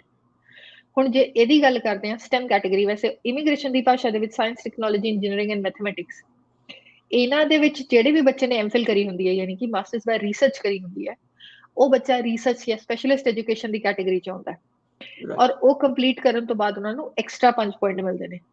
ਹੁਣ ਸਪੈਸ਼ਲਿਸਟ ਐਜੂਕੇਸ਼ਨ ਦੇ ਵਿੱਚ ਹੁਣ ਕਈ ਕੇਸਿਸ 'ਚ ਕੀ ਹੁੰਦਾ ਹੈ ਕਿ ਬੱਚਿਆਂ ਨੇ ਮਾਸਟਰਸ ਬਾय ਰਿਸਰਚ ਕਰੀ ਹੁੰਦੀ ਹੈ, ਪਰ ਉਹਨਾਂ ਨੇ ਮਾਸਟਰਸ ਬਾय ਰਿਸਰਚ ਇਨ ਬਿਜ਼ਨਸ ਕਰੀ ਹੁੰਦੀ ਹੈ ਜਾਂ ਮੈਨੇਜਮੈਂਟ ਕਰੀ ਹੁੰਦੀ ਹੈ, ਉਹਦੇ ਵਿੱਚ ਉਹਨਾਂ ਨੂੰ ਰਿਸਰਚ ਦੇ ਪੁਆਇੰਟਸ ਨਹੀਂ ਮਿਲਦੇ ਸਪੈਸ਼ਲਿਸਟ ਐਜੂਕੇਸ਼ਨ ਦੇ। ਸੋ ਆਈ ਥਿੰਕ ਜੇ ਆਪਾਂ ਰਿਸਰਚ ਦੀ ਗੱਲ ਕਰੀਏ, ਮਾਸਟਰਸ ਬਾय ਰਿਸਰਚ ਯਾਨੀ ਕਿ MPhil master of philosophy in STEM occupations, science, technology, engineering and mathematics, ਉਹਨਾਂ ਨੂੰ ਸਪੈਸ਼ਲਿਸਟ ਐਜੂਕੇਸ਼ਨ ਦੇ 5 ਪੁਆਇੰਟਸ ਐਕਸਟਰਾ ਮਿਲਦੇ ਨੇ। ਰਾਈਟ। ਪ੍ਰੋਫੈਸ਼ਨਲ ਈਅਰ ਇਹ ਕੀ ਹੁੰਦਾ, ਇਹਦੇ ਬਾਰੇ ਵੀ ਜ਼ਰੂਰ ਦੱਸੋ ਤੇ ਇਹ ਕੌਣ ਇਸ ਪ੍ਰੋਫੈਸ਼ਨਲ ਈਅਰ ਦੇ ਪੁਆਇੰਟਸ ਕੌਣ ਕਲੇਮ ਕਰ ਸਕਦਾ? Professional year is more like an additional, like ਇੱਕ ਤਰੀਕੇ ਆਪਾਂ ਕਹਿ ਦਈਏ ਇੰਡਸਟਰੀ ਦੇ ਵਿੱਚ ਬੱਚੇ ਨੂੰ ਇੱਕ ਤਰੀਕੇ ਇੰਟਰੋਡਕਸ਼ਨ ਦੇਣਾ। ਹੁਣ ਇਹ ਸਿਰਫ 3 ਕੈਟੇਗਰੀਜ਼, 3 ਆਕੂਪੇਸ਼ਨ ਦੇ ਬੱਚੇ ਕਰ ਸਕਦੇ ਨੇ। ਅਕਾਊਂਟੈਂਟਸ, IT ਵਾਲੇ ਬੱਚੇ, ਇਨਫੋਰਮੇਸ਼ਨ ਟੈਕਨੋਲੋਜੀ ਵਾਲੇ ਔਰ ਇੰਜੀਨੀਅਰਿੰਗ ਵਾਲੇ। ਇਹਨਾਂ ਦੀ ਤਿੰਨਾਂ ਦੀ ਅਲੱਗ-ਅਲੱਗ ਅਥਾਰਟੀਜ਼ ਨੇ ਜਿਹੜਾ ਪ੍ਰੋਫੈਸ਼ਨਲ ਈਅਰ ਕਰਾਉਂਦੀਆਂ ਨੇ। ਜਿਹੜੀ ਸਭ ਤੋਂ ਇੰਪੋਰਟੈਂਟ ਪ੍ਰੋਫੈਸ਼ਨਲ ਈਅਰ ਜਿਹੜੇ ਬੇਸਿਕਲੀ ਤਿੰਨੇ ਜਿਹੜੇ ਹੁੰਦੇ ਨੇ, ਇਹਦੇ ਵਿੱਚ ਸਭ ਤੋਂ ਇੰਪੋਰਟੈਂਟ ਚੀਜ਼ ਹੈ ਕਿ ਇਹਨਾਂ ਨੂੰ 5 ਪੁਆਇੰਟ ਮਿਲਦੇ ਨੇ ਪ੍ਰੋਫੈਸ਼ਨਲ ਈਅਰ ਕੰਪਲੀਟ ਕਰਨ ਦੇ, ਜਿਹਦੇ ਵਿੱਚ ਇਹਨਾਂ ਨੂੰ 3 ਮੰਥਸ ਦੀ ਇੱਕ ਇੰਟਰਨਸ਼ਿਪ ਵੀ ਕਰਾਈ ਜਾਂਦੀ ਹੈ। ਔਰ ਇਨ ਮੈਨੀ ਇੰਸਟੈਂਸਿਸ ਵੀ ਹੈਵ ਸੀਨ ਕਿ ਉਹ ਜਿਹੜੀ ਇੰਟਰਨਸ਼ਿਪ ਵਾਲੇ ਪਲੇਸਿਸ ਹੁੰਦੇ ਨੇ ਉਹਦੇ ਵਿੱਚ ਬੱਚੇ ਨੂੰ ਜਿਹੜਾ ਉਹ ਜੌਬ ਵੀ ਮਿਲ ਜਾਂਦੀ ਹੈ। ਹੁਣ ਉਸ ਸਿਨੈਰੀਓ 'ਚ ਜੇ ਆਪਾਂ ਗੱਲ ਕਰਦੇ ਹਾਂ ਤਾਂ ਪ੍ਰੋਫੈਸ਼ਨਲ ਈਅਰ ਪ੍ਰੋਗਰਾਮ ਸਿਰਫ 3 ਆਕੂਪੇਸ਼ਨ ਦੇ ਵਿੱਚ ਹੀ ਹੁੰਦਾ ਹੈ। ਬਟ ਇਹਦੇ 'ਚ ਇੱਕ I remember one of the cases somebody had got a refusal, ਉਹਨਾਂ ਨੇ ਮੈਨੂੰ ਕੰਟੈਕਟ ਕਰਿਆ ਸੀ ਆਪਣਾ ਰਿਫਿਊਜ਼ਲ ਅਸੈਸ ਕਰਾਉਣ ਲਈ। ਉਹਨਾਂ ਦੇ ਕੇਸ 'ਚ ਕੀ ਹੋਇਆ ਸੀਗਾ, ਉਹਨਾਂ ਨੇ ਆਸਟ੍ਰੇਲੀਆ ਦੇ ਵਿੱਚ ਮਾਸਟਰਸ ਪੜ੍ਹੀ ਸੀਗੀ ਅਕਾਊਂਟਿੰਗ ਦੀ ਔਰ ਉਹਨਾਂ ਨੇ ਆਪਣਾ ਪ੍ਰੋਫੈਸ਼ਨਲ ਈਅਰ ਅਕਾਊਂਟਿੰਗ ਦੇ ਵਿੱਚ ਕੀਤਾ ਸੀਗਾ, ਪਰ ਉਹਨਾਂ ਨੇ ਆਪਣੀ ਸਕਿੱਲ ਅਸੈਸਮੈਂਟ ਆਪਣੀ ਓਵਰਸੀਜ਼ ਦੀ ਕੁਆਲੀਫਿਕੇਸ਼ਨ ਦੇ ਬੇਸਿਸ ਤੇ ਕਰਾਈ ਸੀ ਕਿਸੇ ਹੋਰ ਆਕੂਪੇਸ਼ਨ 'ਚ, ਔਰ ਉਸ ਆਕੂਪੇਸ਼ਨ ਦੇ ਅਕਾਊਂਟਿੰਗ ਦੇ ਨਾਲ ਕੋਈ ਵੀ ਲੈਣਾ ਦੇਣਾ ਨਹੀਂ ਸੀਗਾ। It was a totally different occupation. Let's say for example hospitality ਦਾ ਲਾ ਲਿਆ ਆਪਾਂ, ਰੈਸਟੋਰੈਂਟ ਮੈਨੇਜਰ। ਉਸ ਆਕੂਪੇਸ਼ਨ ਦੇ ਹਿਸਾਬ ਨਾਲ ਜਦੋਂ ਉਹਨਾਂ ਨੂੰ ਸਟੇਟ ਨੋਮੀਨੇਸ਼ਨ ਦੀ ਉਹਨਾਂ ਨੇ ਫਾਈਲ ਪਾਈ ਸੀਗੀ ਤਾਂ ਉਹਨਾਂ ਨੇ ਪ੍ਰੋਫੈਸ਼ਨਲ ਈਅਰ ਦੇ ਪੁਆਇੰਟਸ ਕਲੇਮ ਕਰ ਲਏ ਸੀਗੇ, ਜਿਹਦੇ ਕਰਕੇ ਉਹਨਾਂ ਦਾ ਵੀਜ਼ਾ ਰਿਫਿਊਜ਼ ਹੋ ਗਿਆ ਸੀਗਾ। ਬਿਕੋਜ਼ ਜਿਹੜਾ ਪ੍ਰੋਫੈਸ਼ਨਲ ਈਅਰ ਹੈ ਉਹ ਤੁਹਾਡੀ ਪੜ੍ਹਾਈ ਦੇ ਨਾਲ ਲਿੰਕਡ ਨਹੀਂ ਹੈ। ਸੋ ਪ੍ਰੋਫੈਸ਼ਨਲ ਈਅਰ ਦੇ ਪੁਆਇੰਟ ਸਿਰਫ ਉਸੇ ਕੈਟੇਗਰੀ 'ਚ ਤੁਸੀਂ ਕਲੇਮ ਕਰ ਸਕਦੇ ਹੋ ਜੇ ਤੁਸੀਂ ਉਸੇ ਆਕੂਪੇਸ਼ਨ ਦੇ ਵਿੱਚ ਆਪਣੀ ਫਾਈਲ ਪਾ ਰਹੇ ਹੋ। ਸੋ ਅਕਾਊਂਟਿੰਗ ਵਾਲੇ ਸਿਰਫ ਅਕਾਊਂਟਿੰਗ 'ਚ ਕਲੇਮ ਕਰ ਸਕਦੇ ਨੇ, ਇੰਜੀਨੀਅਰਿੰਗ ਵਾਲੇ ਸਿਰਫ ਇੰਜੀਨੀਅਰਿੰਗ 'ਚ ਐਂਡ IT ਵਾਲੇ ਸਿਰਫ IT 'ਚ। ਤੇ ਜਦੋਂ ਪੁਆਇੰਟਸ ਦੀ ਗੱਲ ਕਰੀਏ ਜਾਂ PR ਲਈ ਫਾਈਲ ਲਾਉਣੀ ਹੋਵੇ, TR ਲਈ ਫਾਈਲ ਲਾਉਣੀ ਹੋਵੇ ਤੇ ਪਹਿਲੇ ਸੁਣੀਦਾ ਸੀ IELTS ਤੇ PTE, ਹੈ ਨਾ। ਹੁਣ ਬੱਚੇ ਨਾਟੀ ਤੇ CCL ਬਾਰੇ ਬਹੁਤ ਗੱਲ ਕਰਦੇ ਆ। ਇਹ ਕੀ ਹੁੰਦਾ, ਨਾਟੀ CCL ਕੀ ਆ ਤੇ ਇਹਨਾਂ ਦੇ ਪੁਆਇੰਟਸ ਕਿੰਨੇ ਮਿਲਦੇ ਆ, ਕਿਸ ਤਰ੍ਹਾਂ ਕਲੇਮ ਕਰਨੇ ਹੁੰਦੇ ਆ ਤੇ ਕੀ ਐਕਸਪਾਇਰ ਵੀ ਹੋ ਜਾਂਦੇ ਆ ਜਦੋਂ ਇਹਨੂੰ ਪੁਆਇੰਟਸ ਤੁਸੀਂ ਮਤਲਬ ਕਿ ਟੈਸਟ ਪਾਸ ਕਰ ਲਿਆ ਹੁੰਦਾ? ਲੈਟਸ ਸਟਾਰਟ ਵਿਦ ਐਕਸਪਾਇਰੀ Sharma ji. Most of the test ਜਿਹੜੇ ਕਿ ਬੱਚੇ ਦਿੰਦੇ ਨੇ ਜਾਂ ਜਿਹੜੇ ਇਹ ਜਿਹੇ ਪ੍ਰੋਗਰਾਮਸ ਹੁੰਦੇ ਨੇ ਜਿਵੇਂ ਇੰਗਲਿਸ਼ ਟੈਸਟ ਹੋ ਗਿਆ, ਨਾਟੀ ਐਟਸੈਟਰਾ, ਇਹ ਸਾਰੇ 3 ਸਾਲ ਦੇ ਲਈ ਵੈਲਿਡ ਹੁੰਦੇ ਨੇ for the purpose of PR 189, 190 ਔਰ 491, ਈਵਨ TR ਲਈ ਵੀ। ਬਟ ਪਾਰਟਿਕੂਲਰਲੀ ਆਪਾਂ ਜੇ ਨਾਟੀ ਦੀ ਗੱਲ ਕਰਦੇ ਹਾਂ ਤਾਂ PR ਲਈ 3 ਸਾਲ ਲਈ ਇਹ ਟੈਸਟ ਸਕੋਰ ਵੈਲਿਡ ਹੁੰਦਾ ਹੈ। ਹੁਣ NAATI is actually a translation authority, interpretation ਔਰ ਟ੍ਰਾਂਸਲੇਸ਼ਨ। ਹੁਣ ਲੋਕ ਕਾਮਨਲੀ ਤਾਂ ਅਸੀਂ ਟ੍ਰਾਂਸਲੇਸ਼ਨ ਨਾਰਮਲੀ ਜੇ ਕੋਈ ਗੱਲ ਕਰ ਰਿਹਾ ਆਪਾਂ ਪੰਜਾਬੀ 'ਚ ਗੱਲ ਕਰ ਰਹੇ ਔਰ ਕਿਸੇ ਨੂੰ ਇੰਗਲਿਸ਼ 'ਚ ਦੱਸਣੀ ਆਪਾਂ ਉਹਨੂੰ ਟ੍ਰਾਂਸਲੇਟਰ ਕਹਿ ਦਿੰਦੇ ਹਾਂ। But translator is somebody who does paper work in writing. ਮਤਲਬ ਕਿ ਤੁਹਾਡੇ ਕੋਲ ਕੋਈ ਕਾਗਜ਼ ਆਇਆ ਜਿਹੜਾ ਪੰਜਾਬੀ 'ਚ ਹੈ, ਜਿਵੇਂ ਕਿਸੇ ਦਾ ਬਰਥ ਸਰਟੀਫਿਕੇਟ ਹੈ, ਉਹਨੂੰ ਤੁਸੀਂ ਟ੍ਰਾਂਸਲੇਟ ਕਰਨਾ ਇੰਗਲਿਸ਼ 'ਚ ਲਿਖ ਕੇ, that is basically a translation. ਔਰ ਇਹਦਾ ਜਿਹੜਾ ਵਰਬਲ ਫਾਰਮ ਹੁੰਦਾ ਹੈ ਜਦੋਂ ਆਪਾਂ ਬੋਲ ਕੇ ਉਸ ਚੀਜ਼ ਨੂੰ ਉਹ ਕਨਵਰਟ ਕਰਦੇ ਆ ਲੈਂਗੁਏਜ ਨੂੰ, ਉਹਨੂੰ ਇੰਟਰਪ੍ਰੀਟੇਸ਼ਨ ਕਹਿੰਦੇ ਨੇ। ਹੁਣ ਇਹ ਜਿਹੜੀ ਅਥਾਰਟੀ ਹੈ ਨਾਟੀ, ਇਹ ਪਹਿਲਾਂ ਇੱਕ ਡਿਪਲੋਮਾ ਕਰਾਉਂਦੀ ਹੁੰਦੀ ਸੀਗੀ, ਬਟ ਦੇ ਰਿਅਲਾਈਜ਼ ਕਿ ਬੱਚੇ ਡਿਪਲੋਮਾ ਕਰਦੇ ਸੀਗੇ but they never used to become an interpreter. Right. So ਉਹਨਾਂ ਨੇ ਇੱਕ CCL ਟੈਸਟ ਕੱਢਿਆ ਜਿਹੜਾ ਕਿ ਬੜਾ ਛੋਟਾ ਜਿਹਾ ਟੈਸਟ ਹੁੰਦਾ ਹੈ, 2 ਡਾਇਲੋਗ ਦਾ ਟੈਸਟ ਹੁੰਦਾ ਹੈ, ਸਾਰਾ ਦਾ ਸਾਰਾ ਆਡੀਬਲ ਟੈਸਟ ਹੁੰਦਾ ਹੈ। ਕੰਪਿਊਟਰ ਤੇ ਬੈਠ ਕੇ ਤੁਸੀਂ ਇੱਕ ਡਾਇਲੋਗ, ਜਿਵੇਂ ਫॉर ਐਗਜ਼ਾਮਪਲ ਆਪਾਂ ਜੇ ਪੰਜਾਬੀ ਦੀ ਇਹ ਗੱਲ ਕਰ ਲਈਏ, ਪੰਜਾਬੀ 'ਚ ਸੁਣਦੇ ਹੋ ਉਹਨੂੰ ਤੁਸੀਂ ਇੰਟਰਪ੍ਰੀਟ ਕਰਨਾ ਹੁੰਦਾ ਇੰਗਲਿਸ਼ 'ਚ ਬੋਲ ਕੇ, and then the other way around. Hardly 10 ਤੋਂ 15 ਮਿੰਟ 'ਚ ਬੱਚੇ ਦਾ ਪੇਪਰ ਕੰਪਲੀਟ ਹੋ ਜਾਂਦਾ ਹੈ। ਪਾਸ ਜਾਂ ਫੇਲ ਹੁੰਦਾ, there is no high score low score, ਕੋਈ ਐਕਸਟਰਾ ਪੁਆਇੰਟਸ ਨਹੀਂ, ਸਿਰਫ 5 ਪੁਆਇੰਟ ਹੀ ਮਿਲਦੇ ਨੇ ਇਹਦੇ 'ਚ। ਬਟ ਇਹਦੇ 'ਚ ਸਿਰਫ ਇੱਕ ਹੀ ਕੈਚ ਹੈ ਕਿ ਇਹ ਹਰ ਲੈਂਗੁਏਜ 'ਚ ਨਹੀਂ ਹੁੰਦਾ। There is a list of languages ਜਿਹਦੇ ਵਿੱਚ ਇਹ ਟੈਸਟ ਬੱਚਾ ਦੇ ਸਕਦਾ। ਲੇਟਲੀ ਇਹਨਾਂ ਨੇ home based Nati test accept ਕਰਨੇ ਸ਼ੁਰੂ ਕਰੇ ਸੀਗੇ, ਬਟ ਉਹਦੀ ਕਨਫਰਮੇਸ਼ਨ ਹਾਲੇ ਤੱਕ ਇਮੀਗ੍ਰੇਸ਼ਨ ਨੇ ਦੇਣੀ ਹੈ ਕਿ whether they will be able to include the test taken at home for the purpose of immigration, क्योंकि इंग्लिश ਤਾਂ ਉਹਨਾਂ ਨੇ ਮਨਾ ਕਰਤਾ ਹੈ। ਨਾਟੀ ਦੀ ਬੇਸਿਕਲੀ ਡਿਬੇਟ ਚੱਲ ਰਹੀ ਹੈ ਹਾਲੇ ਸਾਡੀ ਉਹਨਾਂ ਨਾਲ। ਤਨੀ ਜੀ ਆਪਾਂ ਆਪਣੇ ਟੌਪਿਕ ਜਿਹੜਾ ਉਹਨੂੰ ਕੰਟੀਨਿਊ ਕਰਾਂਗੇ, ਪਰ ਸਾਡੇ ਨਾਲ ਕੁਝ ਇੱਥੇ ਵਿਊਅਰਸ ਜੁੜੇ ਹੋਏ ਨੇ, ਉਹਨਾਂ ਦੇ ਕੁਝ ਸਵਾਲ ਨੇ ਤੇ ਅਸੀਂ ਉਹਨਾਂ ਦੇ ਸਵਾਲਾਂ ਦੇ ਜਵਾਬ ਦਿੰਦੇ ਚੱਲੀਏ। ਸਾਡੇ ਨਾਲ ਜੋਲੀ ਜੀ ਕੈਨੇਡਾ ਤੋਂ ਜੁੜੇ ਹੋਏ ਨੇ, ਸਤਿ ਸ਼੍ਰੀ ਅਕਾਲ ਕਹਿ ਰਹੇ ਨੇ। ਐਂਡ ਅਭਿਨਵ ਦੁਆ ਜੀ ਕਹਿੰਦੇ ਨੇ ਕਿ do you think IT students like system analyst or analyst program studying in New South Wales with 90 points on without any experience will be invited like last year? If not, what should we do for next year?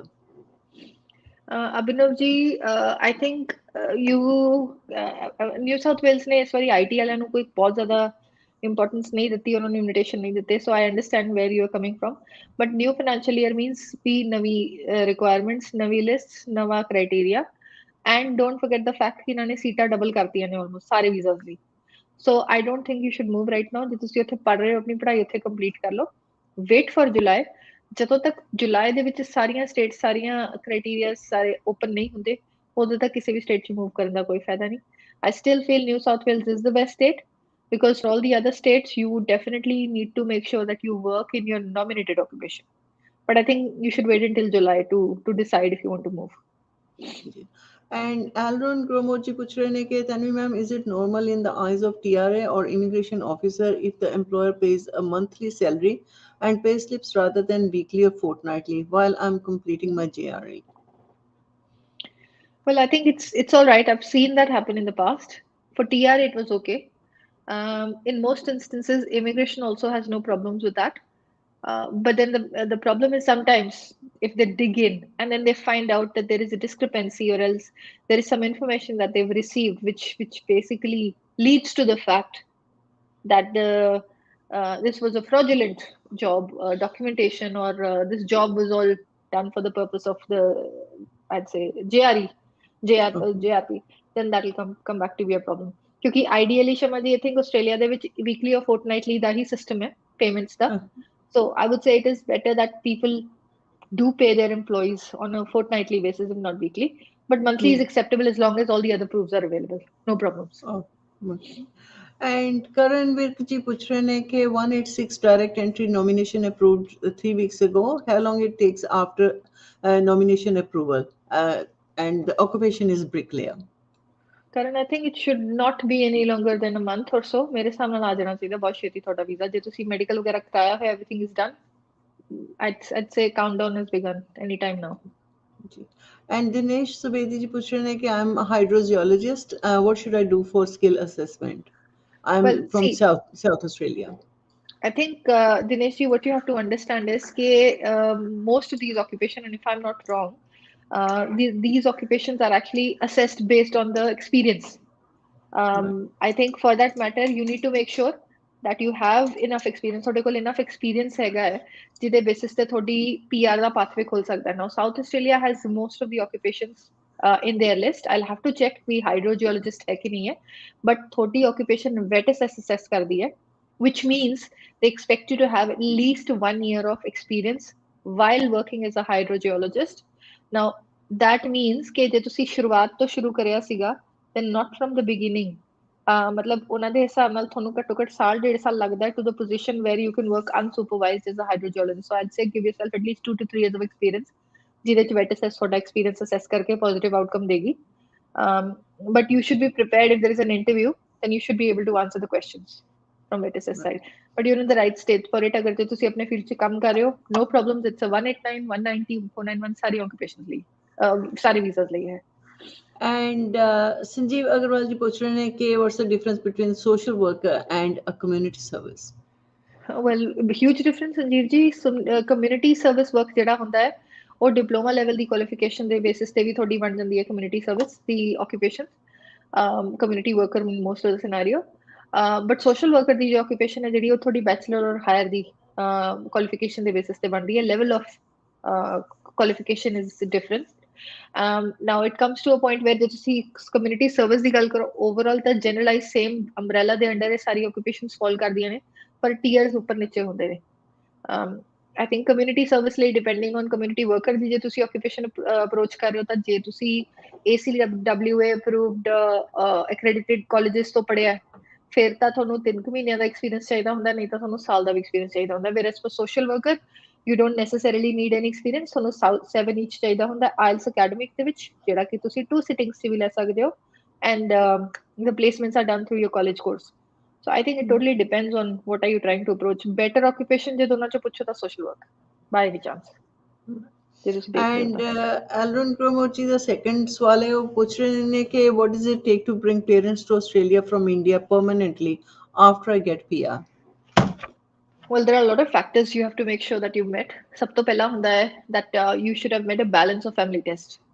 Now Australia the policy ਬੜੀ poor ਹੈ ਇਸ ਮਾਮਲੇ 'ਚ. That means that if a set of parents would want to come to Australia, ਉਹਨਾਂ ਦੇ minimum 50% ਬੱਚੇ ਜਿਹੜੇ ਨੇ Australian permanent resident ਜਾਂ citizen ਹੋਣੇ ਚਾਹੀਦੇ ਨੇ. So if you have siblings, you have to make sure that at least 50% of your parents' children are permanent residents of Australia, if not citizens.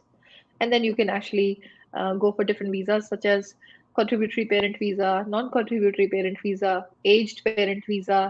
Sometimes if you only have one parent, you could possibly also go for a remaining relative visa. Parent visas, if you've lodged, there are criteria where you may not be able to get a bridging visa if the parents are not older, whereas remaining relative ch ban sakda hai.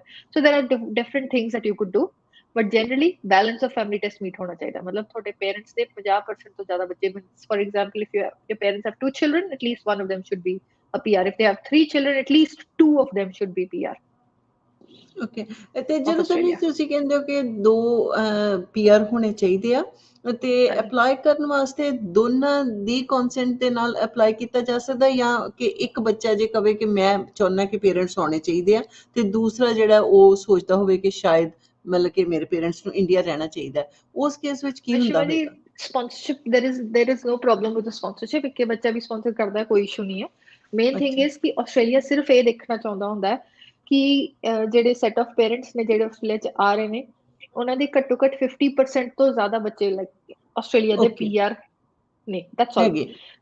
ਇਹ ਵੀ ਚੱਕਰ ਹੁੰਦਾ ਹੈ ਕਿ for example ਹੁਣ ਕਿਸੇ ਦੇ 4 ਬੱਚੇ ਹੁੰਦੇ ਨੇ, ਆਊਟ ਆਫ ਦੋਸ 4 ਚਿਲਡਰਨ ਇੱਕ ਇੰਡੀਆ 'ਚ ਹੀ ਹੈ ਹਲੇ, ਇੱਕ ਕੈਨੇਡਾ 'ਚ ਹੈ, ਇੱਕ USA 'ਚ ਹੈ ਔਰ ਇੱਕ ਆਸਟ੍ਰੇਲੀਆ ਦੇ ਵਿੱਚ ਹੈ. ਸਾਰੇ ਆਪਣੀ ਆਪਣੀ ਕੰਟਰੀਜ਼ 'ਚ PR ਨੇ, ਇੰਡੀਆ ਵਾਲਾ ਇੰਡੀਆ 'ਚ ਰੈਜ਼ੀਡੈਂਟ ਹੈ, ਤਾਂ ਉਹ parents balance of family test ਨਹੀਂ ਮੀਟ ਕਰਦੇ.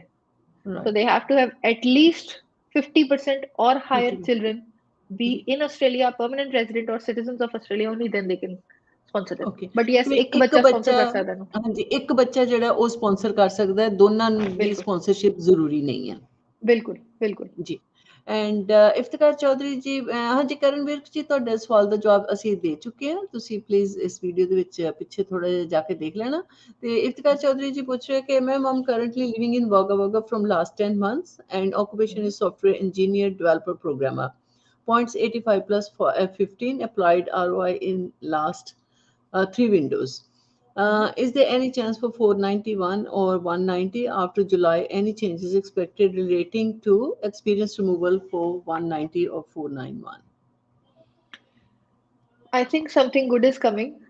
I think that's the most I can say. ਮੈਨੂੰ ਇਹ ਲੱਗ ਰਿਹਾ ਕਿ ਰੀਜਨਲ ਏਰੀਆ ਜਿਹੜੇ ਨਿਊ ਸਾਊਥ ਵੇਲਸ 'ਚ ਬੈਠੇ ਨੇ, ਸਪੈਸ਼ਲੀ ਜੇ ਤੁਸੀਂ ਆਪਣੇ ਫੀਲਡ 'ਚ ਕੰਮ ਕਰ ਰਹੇ ਹੋ, you can expect very good things from the RDAs. I have a very strong projection, I'd say, ਇੱਕ ਤਰੀਕੇ ਨਾਲ ਕਿ ਨਿਊ ਸਾਊਥ ਵੇਲਸ ਦੇ ਕੋਲ ਸੀਟਸ ਕਾਫੀ ਰਿਮੇਨਿੰਗ ਨੇ. There is a likelihood, now that's just my projection, I haven't heard anything from anywhere, but ਮੇਰੀ ਜਿਹੜੀ ਇੱਕ ਕੈਲਕੂਲੇਸ਼ਨ ਹੈ ਉਹ ਇਹ ਕਹਿ ਰਹੀ ਹੈ ਕਿ there is a chance ਕਿ ਸ਼ਾਇਦ ਜੂਨ ਦੇ ਵਿੱਚ ਵੀ ਉਹ ਕੋਈ ਇਹੋ ਜਿਹਾ ਕ੍ਰਾਈਟੇਰੀਆ ਓਪਨ ਕਰ ਦੇਣ ਜਿਹੜਾ ਕਿ new South Wales the they have this trend, ਦੇ ਡੂ ਦੈਟ ਲਾਸਟ ਮੰਥ ਜਾ ਕੇ ਫਟਾਫਟ ਓਪਨ ਕਰ ਦਿੰਦੇ ਨੇ ਵਿੰਡੋਜ਼ ਕਿ ਸਿੱਧੀ ਆਰਡੀਏਜ਼ ਨੂੰ ਅਥਾਰਟੀ ਮਿਲ ਜਾਏ। ਸੋ ਆਪਣੀ ਆਰਡੀਏ 'ਚ ਬੈਠੇ ਰਹੋ। ਤੁਹਾਡਾ ਜਿਹੜਾ ਆਰਡੀਏ ਉਹ ਰਿਵਰੀਨਾ ਹੈ, one of the best RDAs of New South Wales, very accommodating, very I think understanding case officer that way, ਔਰ occupation ਵੀ ਤੁਹਾਡੀ ਬਹੁਤ ਵਧੀਆ ਹੈ। ਸੋ ਆਈ ਥਿੰਕ ਮੈਨੂੰ ਇਹ ਲੱਗ ਰਿਹਾ ਵੀ ਇਸੇ ਫਾਈਨੈਂਸ਼ੀਅਲ ਈਅਰ ਦੇ ਐਂਡ ਦੇ ਵਿੱਚ ਕੁਝ ਨਾ ਕੁਝ ਬਣਨਾ ਚਾਹੀਦਾ, ਨਹੀਂ ਤਾਂ next financial year I can show you would not be sorry to stay there, so ਉੱਥੇ ਰੁਕੇ ਰਹੋ। ਹਾਂਜੀ, ਤੇ ਇਹਦਾ ਮਤਲਬ ਕਿ ਇਫਤਿਕਾਰ ਜੀ ਸਾਡੇ ਵਾਸਤੇ ਲੱਡੂ ਤਿਆਰ ਰੱਖਣ ਜੀ। ਬਿਲकुल। अनुराग जी पूछ रहे हैं कि any scope for bakery GRP Tasmania, as bakery is in short term for Tasmania skilled occupation list.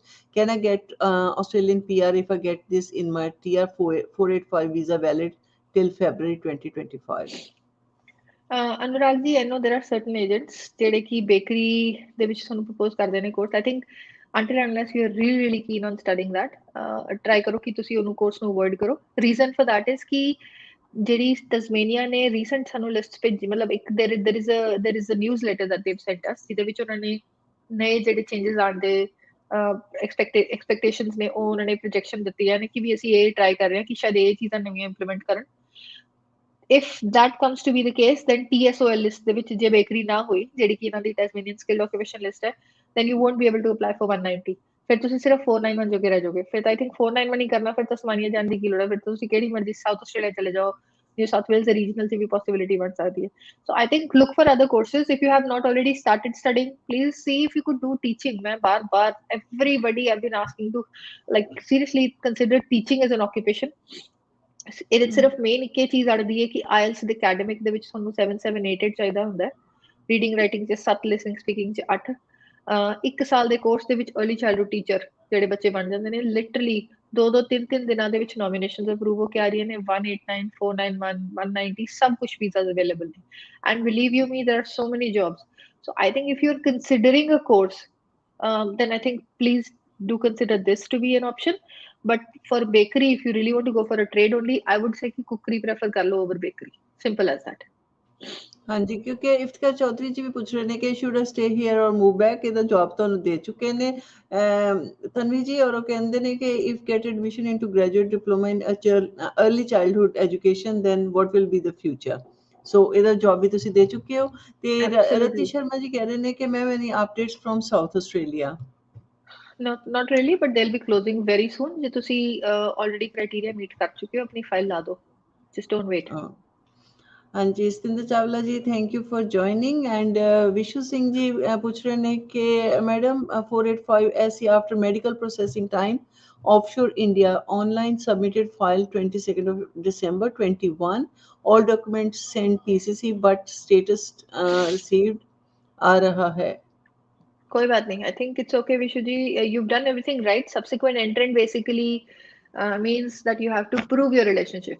ਜੇ ਤੁਸੀਂ ਆਪਣਾ ਰਿਲੇਸ਼ਨਸ਼ਿਪ ਦਾ ਸਾਰਾ ਐਵੀਡੈਂਸ ਲਾਇਆ ਹੋਇਆ, ਪੀਸੀਸੀ ਕਰੀ ਹੋਈ ਹੈ, ਮੈਡੀਕਲ ਕਰਿਆ ਹੋਇਆ, then it's just a matter of chance। but at the moment subsequent entrant ਜਿਹੜੇ ਸਪੈਸ਼ਲੀ ਓਵਰਸੀਜ਼ ਵਾਲੇ ਨੇ, ਉਹਨਾਂ ਨੂੰ ਹਲੇ ਵੀ 8-9 ਮਹੀਨੇ ਦਾ ਟਾਈਮ ਫਰੇਮ ਲਾ ਕੇ ਚੱਲੋ ਕਿ ਲੱਗ ਰਿਹਾ ਹੈ। so you probably will have to wait a little bit longer। And Ishan Prashar ji कह रहे हैं कि will New South Wales be issuing 190 invites for engineers in this financial year? Currently waiting at 85 points without state points for telecommunications network engineer. Also, any hope for additional 491 rounds in this financial year? Absolutely, Ishan। See, engineers, in fact, engineers ਦੇ ਵਿੱਚ ਵੀ ਜੇ ਆਪਾਂ ਗੱਲ ਕਰੀਏ, civil engineers have already started getting invitations, got 95 points they round, and they are getting approved literally overnight, literally। so New South Wales ਦੇ ਵਿੱਚ ਹਮੇਸ਼ਾ ਤੋਂ civil ਔਰ mechanical ਦੀ ਤਾਂ ਬਹੁਤ high demand ਰਹੀ ਹੈ Ishan. telecom has also been a good occupation in demand। budget ਦੇ ਵਿੱਚ also they have been putting a lot of funding towards this sector। so yes, 190 is something that I can expect। I'm really really hopeful with 85 points they probably invite people with telecommunication, maybe at least network engineering। but it's not far। you probably, if you not now, probably next financial year should be good for you। so stay in New South Wales, good state। And Tajinder Singh ji ਦਾ ਸਵਾਲ ਹੈ, ਤਨਵੀ ਜੀ ਕਹਿ ਰਹੇ ਨੇ ਕਿ my wife is student visa and brother-in-law citizen, can I apply for tourist visa?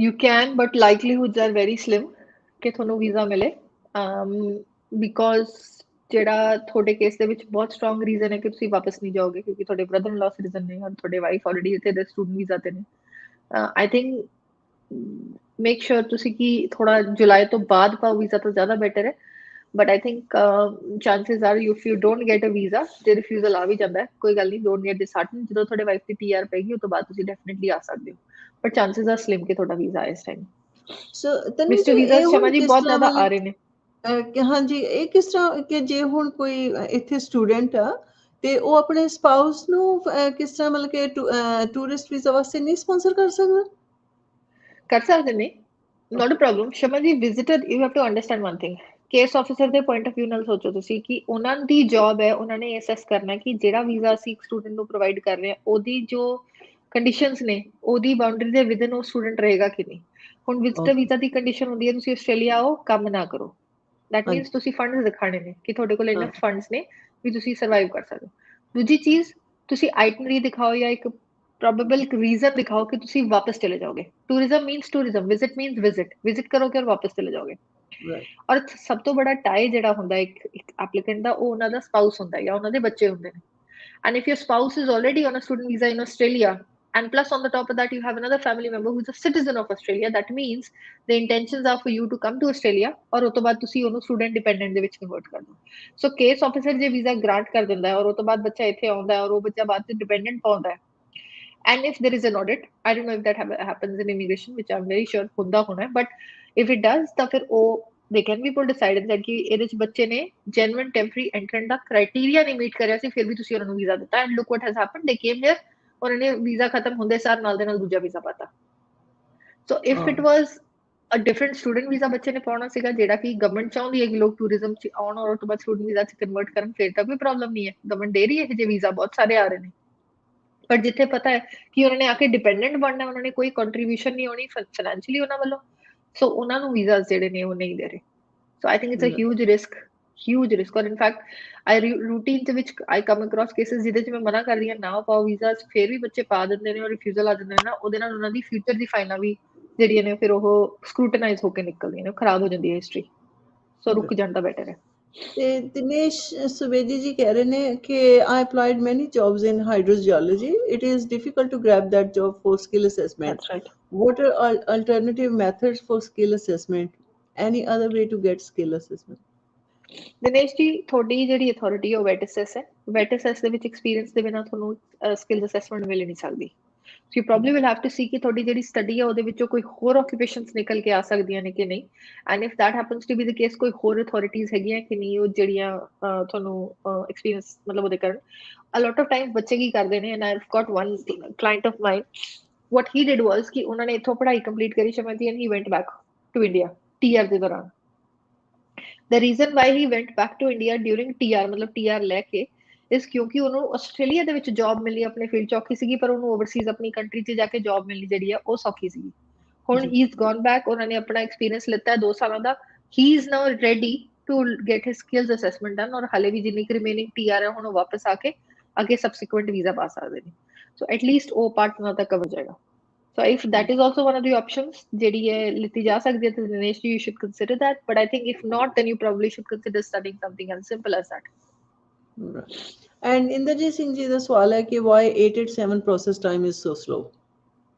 Inderjit ਜੀ ਇਹਨਾਂ ਨੇ ਜਿਹੜੀ ਪ੍ਰੋਗਰਾਮ ਐਲੋਕੇਸ਼ਨ ਦਿੱਤੀ ਹੋਈ ਸੀਗੀ ਕੋਵਿਡ ਦੇ ਦੌਰਾਨ ਉਹ ਬਹੁਤ ਲਿਮਿਟਿਡ ਸੀਗੀ ਬਹੁਤ ਘੱਟ ਵੀਜ਼ਾਸ ਦੇ ਰਹੇ ਸੀਗੇ ਐਂਡ 887 ਦੇ ਵਿੱਚ ਕੋਈ ਆਕੂਪੇਸ਼ਨ ਨਹੀਂ ਹੁੰਦੀ ਹੈ ਉਹ ਬੇਸਿਕਲੀ ਇੱਕ ਤਰੀਕੇ ਦਾ 489 ਤੋਂ ਬਾਅਦ ਇੱਕ ਨੈਕਸਟ ਪੀਆਰ ਦਾ ਸਟੇਜ ਹੁੰਦਾ ਸੈਕੰਡ ਸਟੇਜ ਹੁੰਦਾ ਔਰ ਉਹਨਾਂ ਨੇ ਜਿਹੜੇ ਪੀਆਰ ਦਿੱਤੇ ਨੇ ਉਹ ਸਿਰਫ ਮੇਨਲੀ ਇਹਨਾਂ ਨੇ ਕੋਵਿਡ ਦੇ ਦੌਰਾਨ ਮੈਡੀਕਲ ਰਿਲੇਟਡ ਆਕੂਪੇਸ਼ਨਸ ਜਾਂ ਕ੍ਰਿਟੀਕਲ ਸੈਕਟਰ ਵਾਲੇ ਆਕੂਪੇਸ਼ਨਸ ਨੂੰ ਦਿੱਤੇ ਨੇ ਸੋ ਇਸ ਕਰਕੇ ਜਿਹੜੇ ਜਿੰਨਾ ਵੀ ਨੰਬਰ ਇਹਨਾਂ ਨੇ ਰੱਖਿਆ ਸੀਗਾ ਉਹ ਉਹਨਾਂ ਵੱਲ ਗਿਆ ਇਸ ਕਰਕੇ ਤੁਹਾਡਾ ਟਾਈਮ ਫਰੇਮ ਜ਼ਿਆਦਾ ਵੱਧ ਗਿਆ but I think next year we will see things happen a lot faster on a quicker pace so it's thodi da dheeraj rakho hopefully it'll be very very soon I know you guys have been very patient and Diljit Singh Sandhu ji puch rahe ne कि we are living in Queensland we having diploma of horticulture after that experience same field banana farm as a primary product inspector I have experience from July 2020 to till date 6 months part time and 1.5 year full time So which visa can we apply, like 494 or DAMA or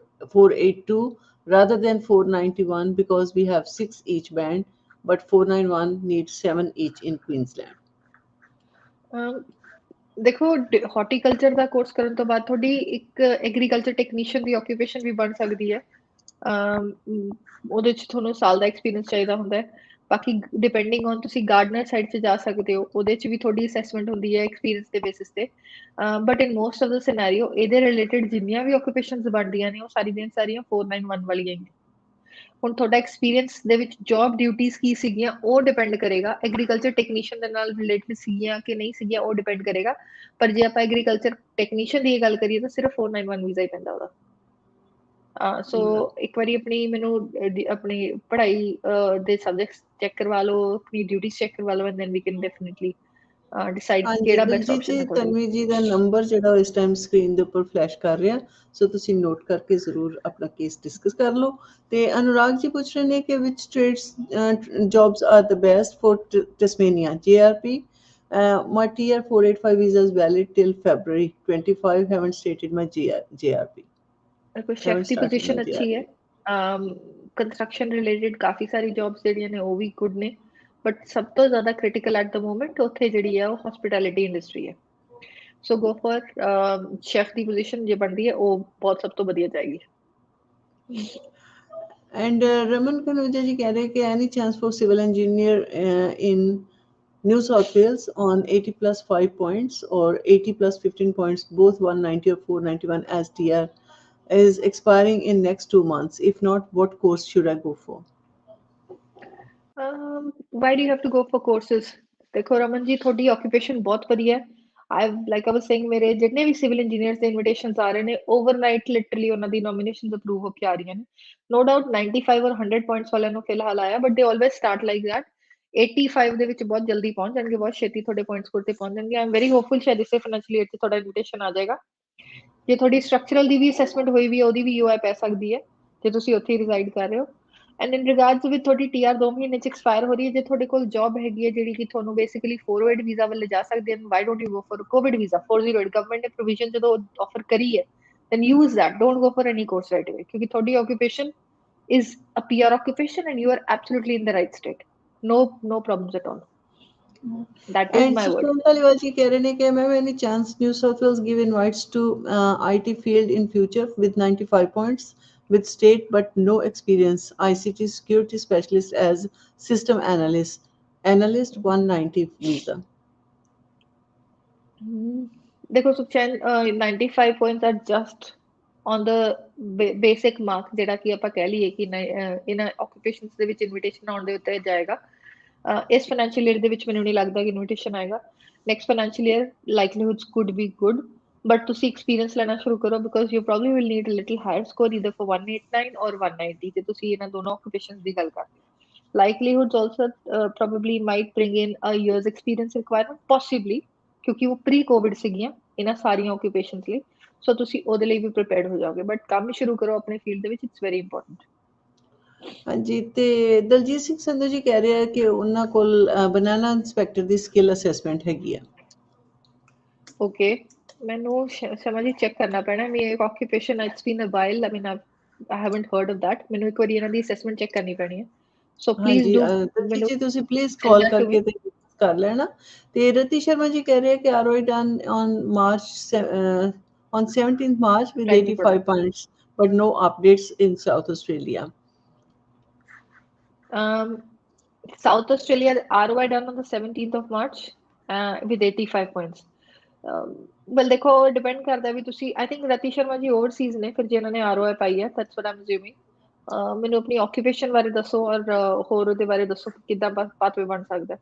ਹਾਂਜੀ, ਤੇ ਅਨੁਰਾਗ ਜੀ ਕਹਿ ਰਹੇ ਆ ਕਿ ਆਮ having 5 years of experience in sales in banking and marketing job, full time 4 years of experience, through some light about skill assessment. Can I get positive results for PR? Definitely sales and marketing the 2-3 occupations ਬਣਦੀਆਂ ਨੇ। ਜੇ ਤੁਸੀਂ marketing side ਤੇ ਜਾਓ ਤਾਂ marketing specialist ਦੀ position ਤੁਸੀਂ cover ਕਰ ਸਕਦੇ ਹੋ। ਜੇ ਤੁਸੀਂ ਸੇਲਸ ਐਂਡ ਮਾਰਕੀਟਿੰਗ ਦੇ ਵਿੱਚ ਜਾਓ ਤਾਂ sales and marketing manager the we position ਹੁੰਦੀ ਹੈ। ਦੋਨਾਂ ਦੀ ਅਥਾਰਟੀਜ਼ ਅਲੱਗ-ਅਲੱਗ ਨੇ। One is I think IML institute of manager something, ਔਰ ਜਿਹੜੀ ਦੂਜੀ ਹੈ ਉਹ ਵੈਟਿਸੈਸ ਹੈ। ਹੁਣ ਜਿਹੜੀ ਆਪਾਂ ਸੇਲਸ ਐਂਡ ਮਾਰਕੀਟਿੰਗ ਮੈਨੇਜਰ ਦੀ ਗੱਲ ਕਰੀਏ, it's very difficult to get an assessment. ਉਹ ਬੜਾ ਕੁਝ ਚੈੱਕ ਕਰਦੇ ਨੇ, ਔਰ ਘੱਟੋ ਘੱਟ 8 ਤੋਂ 10 ਸਾਲਾਂ ਦੇ ਐਕਸਪੀਰੀਅੰਸ ਨੂੰ ਉਹ ਲੋਕ ਕੰਸੀਡਰ ਕਰਦੇ ਨੇ। whereas for marketing specialist it could be good, 5 ਸਾਲ ਦਾ ਐਕਸਪੀਰੀਅੰਸ ਅੱਛਾ ਖਾਸਾ ਹੈ। ਪੋਸਟ ਕੁਆਲੀਫਿਕੇਸ਼ਨ ਹੋਣਾ ਚਾਹੀਦਾ ਹੈ। You have to have all the paperwork to prove your the jobs that you have undertaken, different jobs ਵੀ ਚੱਲ ਜਾਣਗੀਆਂ, minimum 20 hours each week ਦਾ marketing specialist ਦਾ ਤੁਹਾਡਾ ਐਕਸਪੀਰੀਅੰਸ ਚੱਲੇਗਾ। ਇਹਨਾਂ ਨੇ ਕਿਹਾ ਕਿ ਇਹਨਾਂ ਦਾ ਓਵਰਸੀਜ਼ ਐਕਸਪੀਰੀਅੰਸ ਹੈਗਾ ਹੈ, ਤੇ ਉਹਦੇ ਵਾਸਤੇ ਕੋਈ ਖਾਸ ਰਿਕੁਆਇਰਮੈਂਟ, ਕਿਉਂਕਿ ਓਵਰਸੀਜ਼ ਐਕਸਪੀਰੀਅੰਸ ਜਿਹੜਾ ਪ੍ਰੂਵ ਕਰਨਾ ਤੁਹਾਨੂੰ ਲੱਗਦਾ ਹੈ ਔਖਾ ਹੁੰਦਾ ਥੋੜਾ? Shama ji, depend ਕਰਦਾ ਦੇਖੋ ਪੇ ਸਕੇਲ ਤੇ, because if he is been working for 5 years um assuming ਕਿ ਇਹ ਉਹਨਾਂ ਨੂੰ ਸੈਲਰੀ ਅਕਾਊਂਟ ਚ ਆਉਂਦੀ ਹੋਣੀ ਹੈ। ਅੱਜ ਕੱਲ ਇੰਡੀਆ ਚ ਵੀ ਕੈਸ਼ ਇਨ ਹੈਂਡ ਦੇਣੀ ਘੱਟ ਕਰਤੀ ਹੈ ਉਹਨਾਂ ਨੇ। ਹਾਂਜੀ। ਪਲੱਸ ਜੇ ਤੁਸੀਂ ਟੈਕਸਸ ਵੀ ਫਾਈਲ ਕਰ ਰਹੇ ਨੇ ਔਰ ਤੁਹਾਡਾ ਟੈਕਸ ਭਾਵੇਂ ਨਿਲ ਹੈ ਜਾਂ ਲੋਅਰ ਥ੍ਰੈਸ਼ੋਲਡ ਵੱਲ ਵੀ ਹੈ ਤਾਂ ਵੀ ਕੋਈ ਇਸ਼ੂ ਨਹੀਂ ਹੈ। ਜੇ ਫੰਡਸ ਲੋਕਾਂ ਨੂੰ ਐਪਲੀਕੈਂਟਸ ਨੂੰ ਮਿਲੇ ਹੋਏ ਨੇ ਉਹਦੀ ਸਟੇਟਮੈਂਟਸ ਲੱਗਦੀਆਂ ਨੇ, ਫਾਰਮ 16 ਲੱਗ ਜਾਂਦਾ ਹੈ। in some cases if 26A is available, ਜਿਹੜੇ ਕਿ ਇੰਡੀਆ ਚ ਕੁਝ ਫਾਰਮਸ ਨੇ ਉਹ ਵੀ ਲੱਗ ਜਾਂਦੇ ਨੇ। ਨਾਓ ਇਟ ਟੋਟਲੀ ਡਿਪੈਂਡਸ ਕਿ ਤੁਸੀਂ ਕਿੰਨਾ ਐਵੀਡੈਂਸ ਪ੍ਰੋਵਾਈਡ ਕਰੋ, ਕਿਉਂਕਿ ਗਵਰਨਮੈਂਟ ਜਿਹੜੀ ਹੈ ਉਹ ਸਾਰੇ ਦੇ ਸਾਰੇ ਐਵੀਡੈਂਸ A to Z ਪੂਰੇ 5 ਸਾਲਾਂ ਦੇ ਐਕਸਪੀਰੀਅੰਸ ਨੂੰ ਚੈੱਕ ਕਰੇਗੀ, and only then they'll be able to accept that for the purpose of PR. And Rati Sharma ji ਦੇ ਨਾਲ ਆਪਾਂ ਗੱਲ ਕਰ ਰਹੇ ਸੀ ਸਾਊਥ ਆਸਟ੍ਰੇਲੀਆ ਦੀ। ਇਹ ਕਹਿੰਦੇ ਕਿ are done in facilities manager. ਨਹੀਂ, ਫੈਸਿਲਿਟੀਜ਼ ਮੈਨੇਜਰ ਦਾ ਓਵਰਸੀਜ਼ ਤੋਂ ਇਨਵੀਟੇਸ਼ਨ ਹਾਲੇ ਆਣਾ ਬਿਲਕੁਲ ਨਾ ਦੇ ਬਰਾਬਰ ਹੈ। not this year at all. Next financial year ਚ ਵੀ ਥੋੜਾ ਜਿਹਾ ਚਾਂਸਸ ਘੱਟ ਹੀ ਨੇ, but I would say possibly next year ਸ਼ਾਇਦ ਬਣ ਜਾਏ, ਬਟ ਇਸ ਫਾਈਨੈਂਸ਼ੀਅਲ ਈਅਰ ਤਾਂ ਬਿਲਕੁਲ ਚਾਂਸ ਨਹੀਂ ਹੈ। And Jigar Patel ji कह रहे हैं कि any chances to get 190 in Victoria as a mechanical engineer with 80 points, working in advanced manufacturing engineering? Well, Jigar, it depend करता है how do you connect your occupation to advanced manufacturing sector, क्योंकि बहुत सारे लोग जो है वो advance manufacturing sector, मतलब कोई भी कंपनी के अंदर काम कर रहे हैं, टेक्नीशियन का भी, तो वो लोग कहते हैं कि हम एडवांस मैन्युफैक्चरिंग में मैकेनिकल इंजीनियर का काम कर रहे हैं। That's not how it is. आपको प्रूव करना पड़ता है कि आप एक्चुअली मैकेनिकल इंजीनियर का ही काम कर रहे हो। बट विक्टोरिया में इंजीनियरिंग टेक्नोलॉजिस्ट के बहुत इन्विटेशन आने शुरू हो गए हैं। अगर आपकी असेसमेंट है और आपकी ड्यूटीज उसकी तरफ इनलाइन जाती है, then try with that, you have a stronger chance of getting invitation there. जी, ਤੇ ਰਤੀ ਸ਼ਰਮਾ ਜੀ ਕਹਿੰਦੇ ਆ ਕਿ ਫਾਈਨੈਂਸ਼ੀਅਲ ਇੰਸਟੀਟਿਊਸ਼ਨਲ ਮੈਨੇਜਰ ਦੇ ਕੋਈ chance? Rati ji, financial institution branch manager is the occupation, ਉਹਦੇ ਵੀ chances ਨਹੀਂ ਇਸ ਸਾਲ, not this year. Right. And Shama ji, going back to ਇੱਕ ਮੈਂ ਸੁਖਚੀ ਦਾ question, I just wanted to check one thing. ਉਹਨਾਂ ਦੀ occupation assessment ਹੋਈ ਹੋਣੀ ਹੈ ਪ੍ਰਾਇਮਰੀ ਪ੍ਰੋਡਕਟ ਇੰਸਪੈਕਟਰ ਦੀ, NEC ਦੀ। occupation 190 ਔਰ 491 ਦੋਨੋਂ ਬਣਦੀ ਹੈ ਉਹਨਾਂ ਦੀ, ਬਟ ਆਈ ਥਿੰਕ ਕੁਈਨਜ਼ਲੈਂਡ ਤੋਂ ਜ਼ਿਆਦਾ ਚਾਂਸ ਇਹਨਾਂ ਦਾ ਨਾਰਦਰਨ ਟੈਰੀਟਰੀ 'ਚ ਬਣ ਸਕਦਾ ਹੈ, ਪੋਸੀਬਲੀ ਸਾਊਥ ਆਸਟ੍ਰੇਲੀਆ ਆਲਸੋ, ਬਟ ਦੋਨੇ ਸਟੇਟ 'ਚ ਤੁਹਾਨੂੰ ਕੰਮ ਕਰਨਾ ਪੈਣਾ ਆਪਣੇ ਫੀਲਡ 'ਚ ਜਾ ਕੇ। ਸੋ ਡਿਪੈਂਡਿੰਗ ਔਨ ਤੁਹਾਡਾ ਵੀਜ਼ਾ ਜਿਹੜਾ ਜੇ ਤੁਹਾਨੂੰ ਅਲਾਉ ਕਰਦਾ, ਜਾਂ ਤੁਸੀਂ 408 ਵੀਜ਼ਾ ਪਾਉਣ ਵਾਲੀ ਆਪਸ਼ਨ 'ਚ ਹੋ, then you go for Sukhchain ji ਦਾ ਸੀਗਾ ਆਈ ਥਿੰਕ, ਨਹੀਂ this was a question from Daljit Singh Sandhu ji ਦਾ। ਹਾਂਜੀ, so I think main thing is ਕਿ ਤੁਹਾਨੂੰ ਨਾਰਦਰਨ ਟੈਰੀਟਰੀ ਔਰ ਸਾਊਥ ਆਸਟ੍ਰੇਲੀਆ ਦੋ ਸਟੇਟਸ ਨੇ ਜਿਹੜੀਆਂ ਉਹ ਸਟਰੋਂਗ ਰਹਿਣਗੀਆਂ, ਪੋਸੀਬਲੀ ਤਸਮਾਨੀਆ, ਪਰ ਉਹ ਲਿਸਟ ਦੇਖ ਕੇ ਸਾਨੂੰ ਦੇਖਣਾ ਪੈਣਾ। So I think it will be better off moving. Now Northern Territory 'ਚ ਰਿਕੁਆਇਰਮੈਂਟ ਇਹ ਹੈ ਵੀ ਤੁਹਾਨੂੰ 12 ਮਹੀਨੇ ਦੀ ਰਿਹਾਇਸ਼ ਔਰ 6 ਮੰਥ ਐਟਲੀਸਟ ਆਪਣੇ ਫੀਲਡ ਦੇ ਵਿੱਚ ਦਾ ਕੰਮ ਚਾਹੀਦਾ, ਫਿਰ ਤੁਹਾਡੀ 491 ਬਣ ਜਾਏਗੀ। ਜੀ, ਅਸੀਂ ਅੱਗੇ ਵੈਸੇ ਇਹਦੇ ਬਾਰੇ ਆਇਲਸ ਬਾਰੇ ਗੱਲ ਕਰ ਚੁੱਕੇ ਹਾਂ, ਬਟ ਅਨੁਰਾਗ ਜੀ ਦਾ ਇੱਕ ਸਵਾਲ ਆਇਆ, ਕਹਿੰਦੇ ਕਿ ਇਸ IELTS score home based is valid for master of teaching 8775 and 7? I mean IELTS possibly admission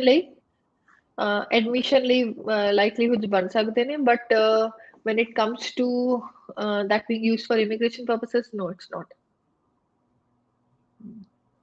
ਹਾਂਜੀ, ਤੇ ਮੈਨੂੰ ਲੱਗਦਾ ਕਿ ਅੱਜ ਦੇ ਸਾਰੇ ਸਵਾਲ ਜਿਹੜੇ ਉਹ ਇਹੀ ਸੀਗੇ, ਤੇ ਮੈਨੂੰ ਲੱਗਦਾ ਕਿ ਅਸੀਂ ਆਪਣਾ ਜਿਹੜਾ ਸਾਡਾ ਜਿਹੜਾ ਅੱਜ ਦਾ ਟੌਪਿਕ ਸੀਗਾ, ਪੁਆਇੰਟਸ, ਜਿਹੜੇ ਅਸੀਂ ਪੁਆਇੰਟਸ ਬੇਸ 'ਤੇ ਵੀਜ਼ਾ ਮਿਲਦਾ, ਉਹਦੇ ਕੁਛ ਜਿਹੜੇ ਹੈਗੇ ਸੀਗੇ ਪੁਆਇੰਟਸ ਉਹ ਰਹਿ ਗਏ ਡਿਸਕਸ ਕਰਨ ਵਾਲੇ। ਮੈਨੂੰ ਲੱਗਦਾ ਕਿ ਅਸੀਂ ਅਗਲੇ ਸੈਸ਼ਨ ਦੇ ਵਿੱਚ ਇੱਥੋਂ ਹੀ ਕੰਟੀਨਿਊ ਕਰਾਂਗੇ, ਤੇ ਹੁਣ ਆਪਾਂ ਇਜਾਜ਼ਤ ਲਈਏ।